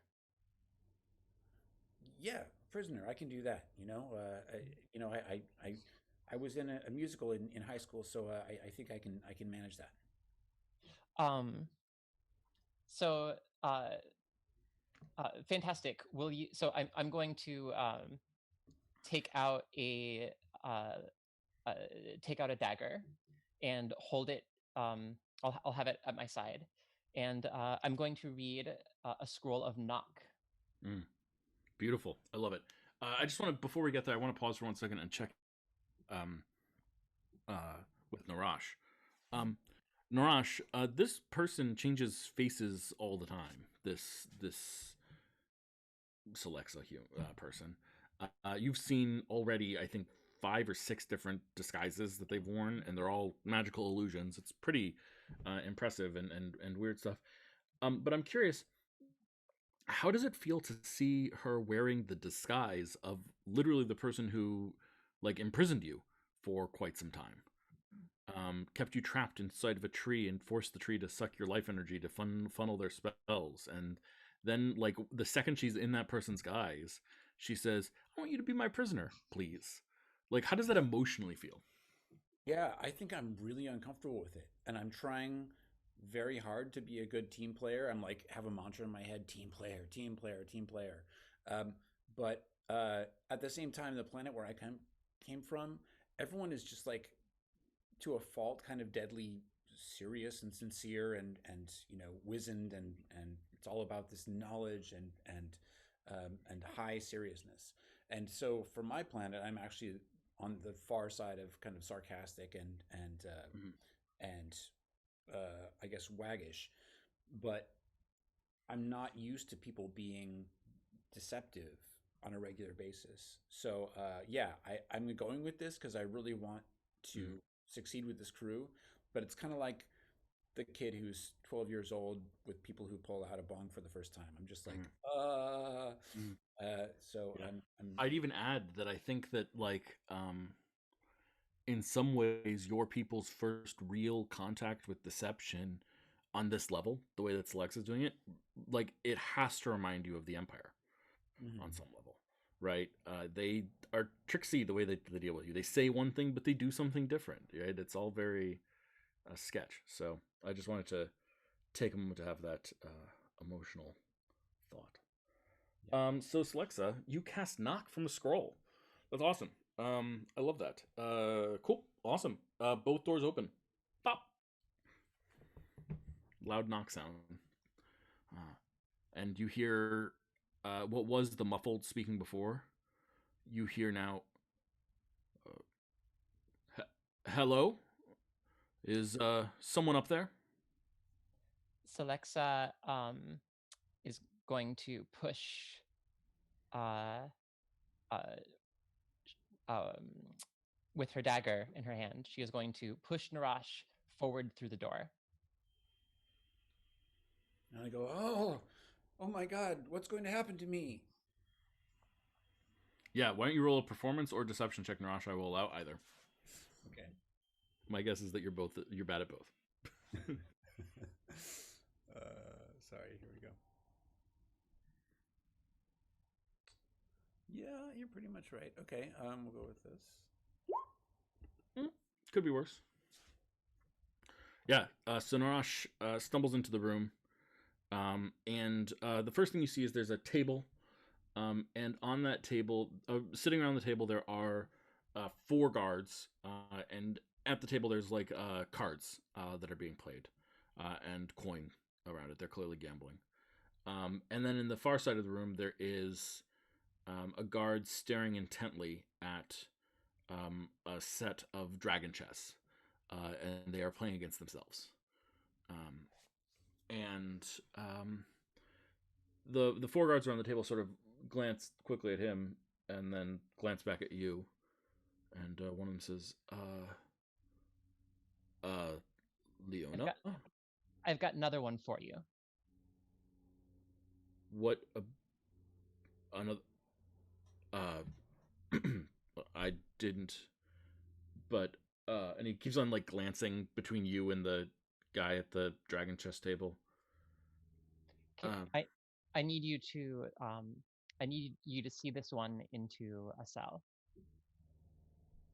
well, okay, but we haven't gotten any orders about that yet. And again, he's sort of glancing between you guys and looks nervous. We'll have to I run mean, it upstairs, and there's not supposed to be anyone coming through here during the. Aren't, That's why he's here, because he's not supposed to be anyone coming through. We caught him sneaking around where he's not supposed to be. Can look, take him to a cell. You can clear it with the lady later. You know that she's not going to want to uh she's not going to want to have just random people wandering around. He'll be safest in there. I The say like, quest no, no, don't take me to a cell. And I look at Celexa like, Yeah, I looks nervous, but I think is about to do what you want him mm, when the dragon chess player stands up and just sort of walks over. And he looks at you. mhm. Hi, Leona.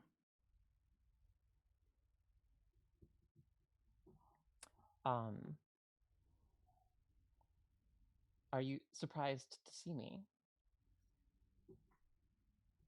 I'm surprised you would break rules to come this route.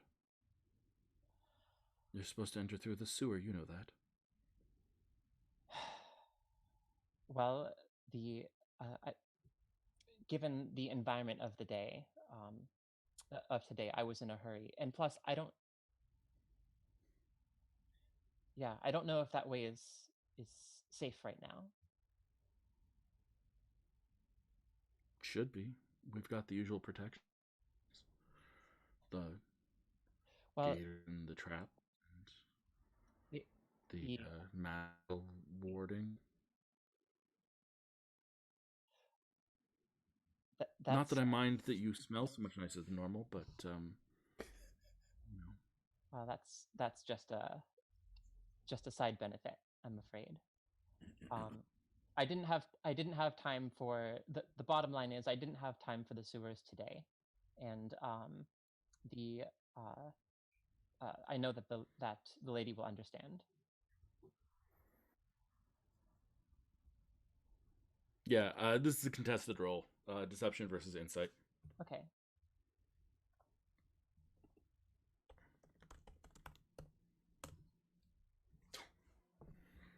25 is your DC. ouch. 26 is a win. Got a lot. He looks at you and says, "Hey, don't give me a hard time. I'm supposed to check, no big deal." I wouldn't have expected anything else from you. Listen, as long as we're going to be down here working for someone like that, then might as well do the job right, okay? I I wouldn't want to cross her either. Yeah. You still free Wednesday? I am looking forward to it. Wonderful. Any magic in this one that we should be aware of? Uh, I don't think so. Just a you know, um, just a street rat, but we don't know what he's seen so far. So we have to hold him until we can figure out He kind of looks what like he that might one that know. we put in the tree. No, no, that was Yeah, the one he's from the other planet or whatever. well, yes, of course, but I mean, I literally did that myself, so I think I would know. Hey, have you been okay? I mean, have you heard otherwise? Well, It's not like it's not like the life is a that party for anybody right now. no, no, no. Hey, sorry. I we were getting along and made me that little token, and well, the spell on it, and I just thought check to make sure that. Okay. Well, I'm I'm fine, and but I don't think I'm in the mood to be interrogated anymore right now. You you know what you need to do with this guy. You take him off your hands for me, off and You take them off my hands for me, and I'm going to get out of here. And Celexa steps back, and she's going to cast minor illusion to make a cloud of smoke, and then cast invisibility from inside the cloud. Nice. Sort Which of. I'm assuming they won't Where be did my able captor to... go? Gosh. Hey, I'm your captor now. And you notice human. Fingers have 4 joints in them rather than 3. You're sort of cutting His out. fingers- I didn't catch that. Oh, sorry. This human, I'm your captor now. And you notice that his fingers have 4 joints in them rather than 3. And he takes this finger and he just sort of runs it down your shoulder blade. And you feel your shoulder go numb at his touch.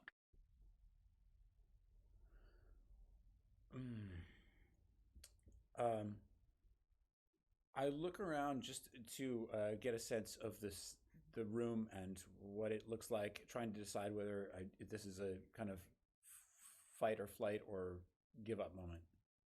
Mm-hmm. Yeah, I mean, 4 guards and this really creepy guy with 4 joints in his fingers, and like 5-on-1 is probably rough odds. You don't really know what Celexa is doing. I don't know how much you trust her at this moment. You certainly trust her more than these people, but like, you should just say I'm gone and then disappeared. You teleported away. I don't think you are aware that Celexa is like invisibly there keeping an eye on you. So I don't know. Your response. Can I do some sort of check to see what I know about the 4 knuckles, whether I recognize that? Sure. I'll take a religion check or an arcane check. Equally sort of mediocre for me, but here we go. Mm-hmm. Yeah, you are not familiar with the 4 knuckles. It's unheard of to you. Okay, I say, okay, back behind bars. A street rat like me, it's all familiar territory, so here we go. Taken. And the guards just sort of stand up from their game and, like, clearly this is the guy with authority, and so they physically grab you. They're not, like, harsh with you, and weirdly, you still can't feel it your right arm right now. It's still numb. And they keep on, and they just start dragging you down downstairs. And yes, Celexa, are you following? Yeah, I'm gonna follow. Mm-hmm. Yeah, absolutely. Downstairs, and they follow you down this twisty path, and you see a cell. In fact, you see a series of cells, and they toss you. They toss you physically in. And yeah, there's a couple other occupied cells on this floor, like maybe 3 or 4. And that we're gonna cut back to our other team. So you guys are continuing down the sewer, having soothed the alligator. Thea, front. Yeah, I think I'm still in the front. Mm-hmm. Yeah, you want to make a perception check for me? Yes. 21. Mm-hmm. Yeah. The light of the torch is so much brighter than this. This is like some of the dimmest thing you've ever seen. But you see a series of arcane runes that are painted around the edge of this that glow with the faintest of blue lights you've ever seen. Hey, anybody know how to read these?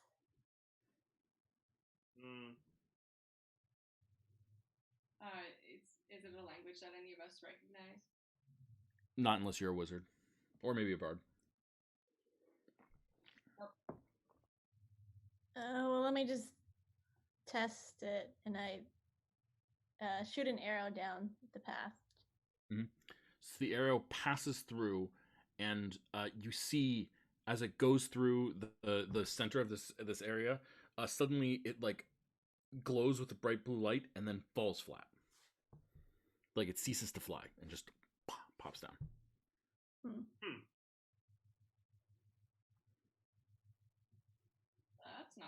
Mm-mm. So some kind of magic? Looks like it.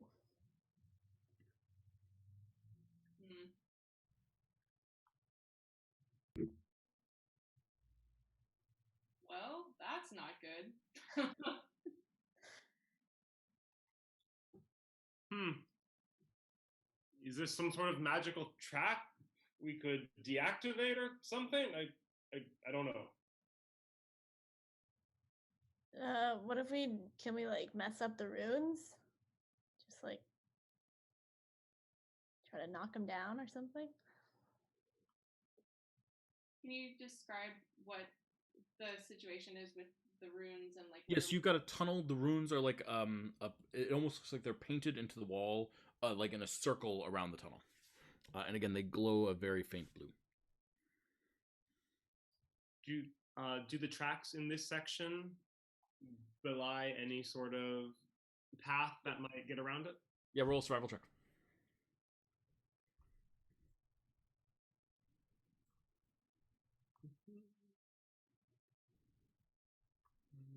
There we go. Yeah, the tracks show someone stop for a little bit of time. Sometimes they pace back and forth, but either way, they're deeper here than they are even just feet away from it. They seem to walk right up to it and stop for a little bit, and then continue.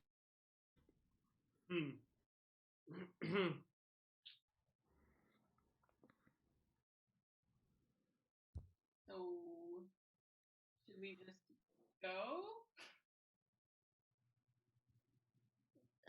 Well, Nova, can you at least try to like hit the runes or something? Sure. I scrape at the runes with my sword. Absolutely. So your sword charged with this weird. My internet connection's unstable. I apologize if I cut out. My internet connection's unstable. I apologize if I cut out. My internet connection is very unstable. Well, let's see if I can do. That may be better. I think we'll find out. So your sword sort of glows with energy, and you feel like a jolt or a shock. I need you to roll a constitution saving throw. Great. Good thing your con score hasn't dropped that much yet. Oh, I think I need to drop it one. It's another day, yeah. Yeah. It was at 19 because of the thing I'm wearing, and then. So the thing actually sets it there. So you're actually really fine. Wow, this thing is busted. The fact that I rolled randomly for it is bad. So what was your console before this? It was 18. Okay, so keep track that it's currently at 17, but you still have the effect of being at 19. Okay. Because this just sets your con score, so you are weaker, but you feel healthier, so you can succeed at more things. Great. All right. Con, here we go. Yeah. So this tiny jolt doesn't even bother you. You can imagine that, like, if you went through it, it would be like a shocking jolt that would hold you in place, as if under a hold person spell or something like that. But for now, at least, it's just like a pretty minor thing as you're doing this. And as you scratch at it, you do see that some of the blue flecks come off and just sort of drop into the water. At the bottom of the sewer. You'd have to keep going for a little while to make any progress, but you certainly could. I chip at it for a while. Yeah, Timothy, can you roll a perception check for actually Thea or Timothy, both of you? Can you guys roll perception checks for me?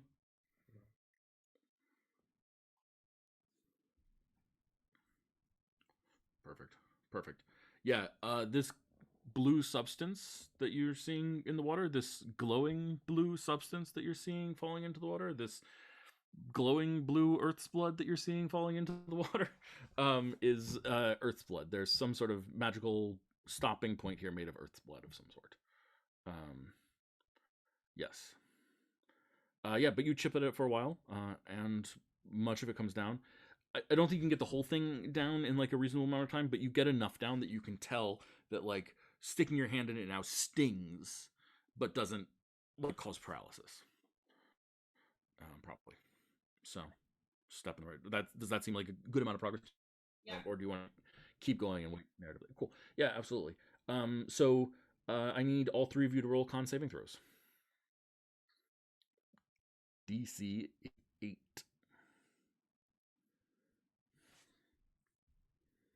Well, with that, all three of you succeed with the saving throw, having negated most of the effect of this tap, and therefore make your way through this thing. Yeah, you continue forward down this tunnel. And Thea, are you back in the front? Yes, I'm back in the front. Hey, Thea, I want you to roll one more perception check for me. This one at advantage, please.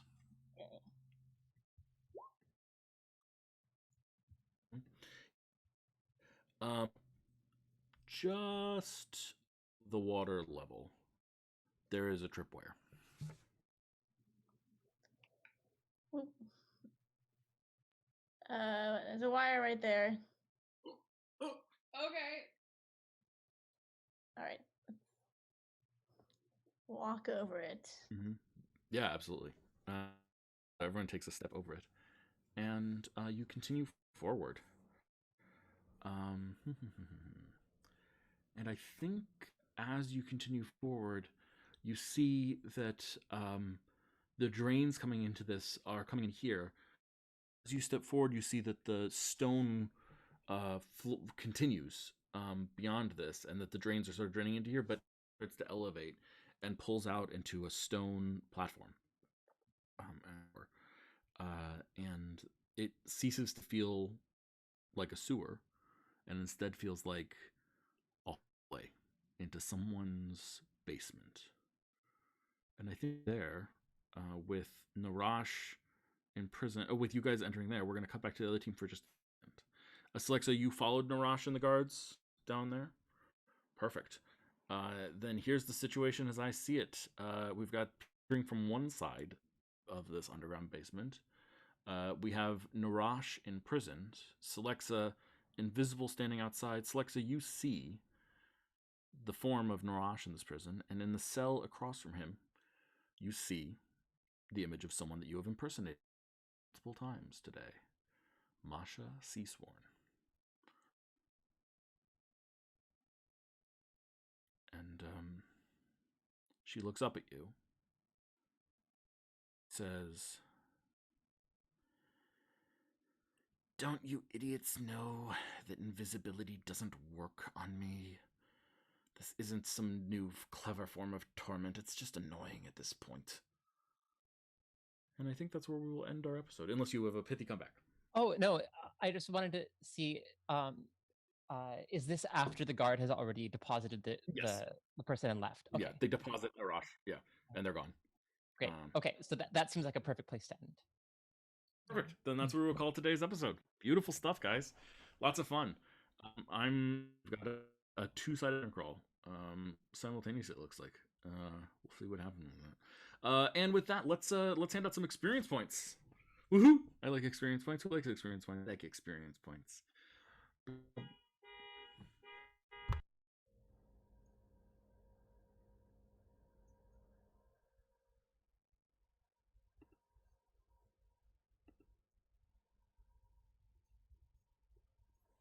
I hate arms on the other hand. Pardon me. Let's change sheets. So, see what we got here. Let us start. Let's start with Nova. Nova, did your guiding light come into play? I think so.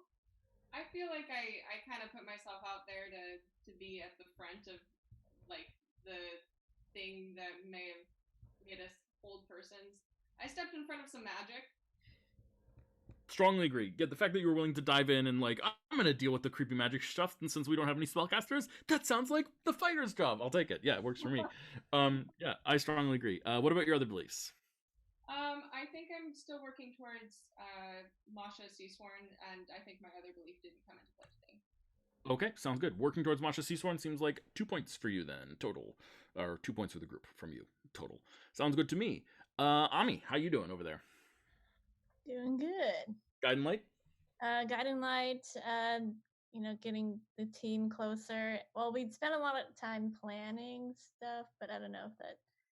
I agree. I feel like there has to be like a concerted effort to reveal something, or get someone to reveal something, or a role involved. Any of those three things would qualify for me. I agree with you entirely. Next up. So my beliefs were to help Nova with the curse. I think that's just we're ongoing doing that, and my other belief didn't come into play today. Sounds good. Celexa, guiding light. Guiding light, proving that she has her own worth beyond just being important by birth. I feel like Celexa did a lot with regards to like planning and leadership, Mhm. and in the session, and so I would say that's a success. I agree. I also want to add in that there's a component here that we're not really we haven't really like directly addressed it, but like this is the first time that Celexa has been sort of in a position where she's acting against her social class in some ways. Yeah. Um, and I think that that's like an interesting component of this as well, both in the manipulation of Lord Fauntleroy, and also this mission against Yukia Proudwater. Now, shitty, but still, that's heading in the right direction. By the fact, it was discovered in the other game that Lord Fauntleroy, a regular customer, is of course being actively cursed um, by Masha Seasworn, and then comes into her for cures to fund her business. So it tells you a little bit about Lord Fauntleroy and about Masha Seasworn. Next up, yeah. So I strongly agree. Yeah. Okay, cool. And And that then reminds me.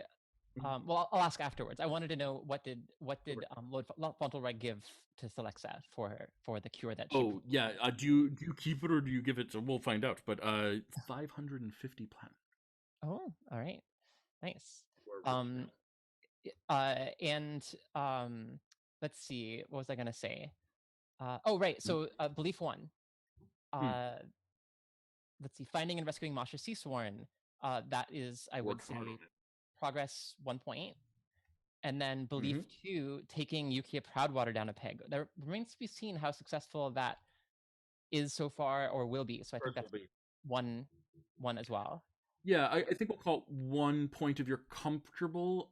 But if you want to write a new belief, then or like if you want to create a new belief because you feel like the curse necklace is already that, then I can retroactively turn it into 2 beliefs to 2 points when we see it come to fruition later, because it could have come to fruition. We just don't know yet. So yeah, we'll find. So if you want to write a new belief, then you should feel free to do so. That's what I would say. Oh, okay. Gotcha. For next week. Yeah. And we'll retroactively give you a 2nd point. That's all I'm saying. Okay, gotcha. So 3 for now. Yes, sounds good. Timothy. All right. Okay. Guiding light. Timothy abhors the loss of innocent life, jeopardized himself and the mission to save even one life. Instead of attacking the alligator, I chose to disarm the situation. Yeah, I thought that was awesome, and that was a really cool call. I was excited to see it, and I thought it kicked butt. I am a fan. Not that I don't also like fighting things, but I thought it was cool that you were able to pull that off. I'm glad it worked. So definitely Guiding Light. Along the same lines, Belief 1 heard about them breeding alligators or abusing them and wants to set them free. So I would argue instead of killing it, I have the potential to set it free now. So I would say working towards. I agree strongly. Also, even to a certain extent, just breaking into the place is working towards that, right? Because you can't free them from where you are. You have to be there. Yeah. And then ongoing, number 2, help Nova get the curse removed. I don't know if we've made progress. I think working towards freeing Masha Seasworn is going to count as progress. Cool. I think there's multiple options there, obviously, but both working towards Masha Seasworn and then also this is the episode where we saw you have Magley's schedule, so that's all good things. Narash, let's check in with you. How'd you feel about your guiding light? Yeah, I felt really good about it. I mean, I was trying to be a team player, cultivating new friends and earning their trust. And, by doing the surveillance and by, doing my part in getting into Yukia's residence, I thought I did a decent job with that. Yeah, I definitely feel like the group is beginning to trust you more. I think there's some. I love also like the simultaneous. They're beginning to trust you more, and then also you're like, oh yeah, my planet has a death penalty, and they're like, okay, and I like that sort of conflict. I also think that you're doing a really good, and this is Nat as well as Narash. I just want to jump in and say that like joining an established, like they have certain patterns that they adhere to, and you're doing a great job of joining. Well, I can simplify this pattern because I've got druidy abilities that allow me to simplify, and you're doing a great job with that. And I just want to. That's not always the easiest thing to do because people are like, well, we can do this because they know what they can do and they know what their plans are. And jumping in, you're doing fantastic. Just want to call that out. Thank you. And then your first belief. Yes. Yeah. So we, have made our way into Yukia's place. I'm, in jail, but I think that I've made strides to help us, work towards what we're trying to do to subdue Yukia. Strongly agree. Giving you a point. And then your last belief. Yeah, this one I don't think happened quite so much. I mean, we're focused on kind of action items this episode, so I'm not sure I really did a great job of orienting myself vis-a-vis my companions this time. Yeah, you're not doing the I think your intention here is to like almost interrogate them a little bit, and find out more information about them. And I agree. I don't think that's happened yet. I think I think you can definitely push for that more. It's sort of it's almost a give and take, a little bit of a push and pull there because like you're trying to fit in, but also wanting to learn more about them, and that push and pull is like it feels socially awkward somewhat. So yeah, it does. so it's cool to see you roleplay that out. Excellent. Well, let's see. From my records, that's 11 points this session, guys. That ain't bad. Okay, we're changing our leveling threshold because I'm multiplying it by 5 rather than by 4. So let me see where you guys are at then. 12, that's 15, 45, 25, 31, 41, 56, 62, 62. Wow. Okay. I'm going to say that unless you guys are do pretty much nothing at all in a session and don't work towards any of your goals at all for a whole session, the odds are very, very, very, very, very high that you guys are going to gain a level at the end of next session. So you can start thinking about what that looks like for you all, because you are 2 points off of gaining a level. So again, unless you are very, very bad, then we should be good. Excellent. Well, guys, thank you so much for playing with me. And guys, thank you so much for watching. It's always fun to have a little bit of an audience. And we hope that you enjoyed the show, and we hope that you come back and join us next week. Continue these adventures trying to save Masha Seasworn. And there's going to be a party at some point, and I love social parties. I hope we go to it. We may not, but I hope we do, honestly. And all sorts of good stuff. So please go take care of yourself. Go live a good and happy life. Take care of other people as well. And as always, the best advice that I can possibly give you is don't forget to call your cat and feed your mom. Bye, everyone.